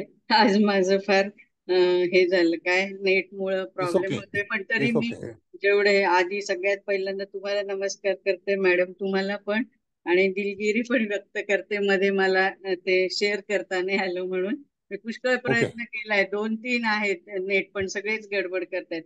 आता जोपर्यंत चालेल तोपर्यंत 5 मिनिटात बोलून घेते. तर सर, आजची पत्रिका आता सगळ्यांनी अभिप्राय छानच दिलेत आणि खूप चांगली पण. म्हणजे जातक जरी आपण, तुम्ही म्हणाले की हे धनस्थानात केतू असल्यामुळं त्यांचा जन्म म्हणजे खूप अशा गरीब परिस्थितीत झाला, पण तरी सुद्धा मकर लग्न आल्यामुळे, आता मी त्याच्यात थोडे नवमांश सांगते काढले होते म्हणून, तर मकर लग्नाचा तो विचक्षण अंश आलाय. त्याच्यात बसलेले हे जे मंगळ सूर्य बुध आहेत, तर सूर्य नृपांश मध्ये आहे आणि मंगळ आणि बुध पण धनांश मध्ये आहेत आणि गुरु पण चांगला आहे, सौख्यांश मध्ये आहे. आणि त्या म्हणजे तुम्ही बाकीचं तर सांगितलंच की मकर लग्न असल्यामुळे सरकारी क्षेत्राशी संबंध आला. पण मग आता ह्याच्या ऍक्च्युअल ह्याला सुरुवात केव्हा झाली, तर जेव्हा 1997 मध्ये म्हणजे गुरुचं गोचरीने जेव्हा भ्रमण झालं, मग त्यावेळेस तो म्हणजे गोचरीचा गुरु जो आहे ना, जेव्हा मीनेत न गेला तेव्हा त्यांनी चांगले म्हणजे फळ दिले. सप्तम स्थानाचं पण चांगलं दिलं 5व्या दृष्टीमुळे. त्याच्यानंतर कन्येत म्हणजे भाग्यस्थानाचं पण दिलं आणि लाभाचं पण दिलं. पण जेव्हा तोच गुरु मेषेतनं जेव्हा गोचरीने गेला, तर तेव्हा मात्र त्यांनी म्हणजे अष्टम स्थानात, म्हणजे जरी राशी असली पण तिथे राहू आणि शनी आहेत, मग त्यामुळे तिथे थोडं तुम्ही असं म्हणालात की टू बी नॉट टू बी, म्हणजे मे बी नाहीच मिळालं, कारण हे 2 बलाढ्य ग्रह आहेत ना, म्हणजे राहूच्या मुखातनं पण गेला त्यामुळे. आणि अजून मी हे सगळ्यांना सांगते, परत लिहिलं नसेल सगळ्यांनी तर तुम्ही राहू शनी, जरी तो प्रेतच्या योग आहे तरी तुम्ही ते खूप छान सांगितलं. ते काळे उडीद उकळलेले आपण आपल्याकडे असू म्हणजे ठेवून द्यायचे आणि भातातनं कावळ्यांना द्यायचं, म्हणजे काहीतरी म्हणजे जे काही आंदोलन होणार आहे ते तर होणार आहेतच, पण त्याच्यात थोडी त्या जातकाची सहनशक्ती वाढेल किंवा ते त्याच्यात काहीतरी कमतरता होईल. आणि जे तुम्ही गोचरीनी सांगितलं आहे ते म्हणजे चांगलंच सांगितलं की हा जातक कसा कसा म्हणजे उच्च ह्याला गेला पण आणि जाणार पण आणि शेवटपर्यंत पण, म्हणजे मॅडम पण म्हणाल्या तुम्ही पण की त्याला म्हणजे चांगलेच फळ मिळणार. आणि अजून बाकी काय सांगू आता. तर आता बाकीचं तर सगळ्यांना कळालेलंच आहे, म्हणजे एकंदरीत मला पण कळालं, पण मी आता ते लिहिताना कसं मी इकडे काही इकडे लिहिलं काही तिकडे लिहिलंय, कारण माझं ते नेटची गडबड होती ते पण मी सांभाळत होते. पण म्हणजे सगळ्यांना मला वाटतं पत्रिका छान समजली आहे. तुम्ही पण खूप छान सांगितलं ते, म्हणजे जरी राशी लुप्त झाल्या तरी तो मध्यभाव कसा बघायचा ते पण आज परत क्लिअर केलं. आणि एकंदरीतच सर खूप खूप छान क्लास झाला. मला तर कळालंय, सगळ्यांना कळालं असावं. सरोज शिंदे मॅडमनी पण त्यांचा अभिप्राय छान दिला, आपल्या चव्हाण मॅडमनी पण दिला, रंजनाताईंनी पण दिला. त्यांना फक्त ते म्हणजे हेतूचं काय फळ, तर ते तुम्ही सुरुवातीला सांगितलं असेल, पण मे बी त्यांना हे नसेल झालं. म्हणजे ते कष्ट का आले ते तुम्ही अगोदरच सांगितलं. आणि वडिलांचं त्यामुळे त्यांना सहकार्य नाही मिळालं, आईचं जास्त म्हणजे सहकार्य मिळालं असं. तर एकंदरीत खूप छान क्लास झाला. तर सर्वांच्या वतीने मी तुमचे कोटी कोटी धन्यवाद व्यक्त करते सर. Thank you thank you. हेड्स असं ऑफ असं टू आहे यू मॅडम अँड की युअर डिवाइन सोल. की बोला बोला. ह्याच्यामध्ये मॅडम मुख्यतः माणसाचा स्वभाव हा जरी अग्रेसिव्ह असला तरी मन फार चांगलं आहे. येस आणि येस. मन हे शुक्राचं आहे, त्याच्यामुळे लोकांना मध्ये अतिशय प्रिय आहे, समजूतदारपणा आहे, शनीची दृष्टी आहे त्याच्यावरती, म्हणून गरीबाला समजून घेण्याची वृत्ती आहे. की परत आम्ही सांगतो, जरी व्यक्ती पोलीस अधिकारी असला तरी सुद्धा त्या व्यक्तीला गरीबावरती कुठल्याही तऱ्हेचा अन्याय करत नाही आणि लोकांमध्ये आवडती व्यक्ती आहे. असं आहे, म्हणजे नकारात्मक नाही, सकारात्मक आहे. खूप छान कुंडली शिकवली. आणि ही व्यक्ती नाशिकची आहे का सर? हॅलो, नाही नाशिक नाही, सोलापूर. ओके. नाही सर, माझ्या शाळेत माझ्या भोसले मिलिटरी स्कूलला एक असे ऑफिसर आले होते, सेम त्यांची ही जुळते आहे हिस्ट्री, म्हणून मी तुम्हाला विचारलं. ते IPS होते तेव्हा. नाही, हे एमपीएससी. हो का? ओके मपोस आहे.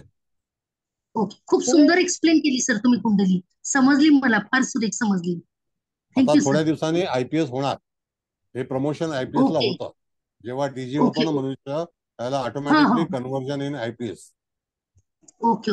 विश्वास नांगरे नाही नाही, विश्वास नांगरे पाटीलची वृषभ रास आहे, पण त्यांचं लग्न सिंह आहे आणि दशम स्थानामध्ये शनी आणि चंद्राची युती आहे.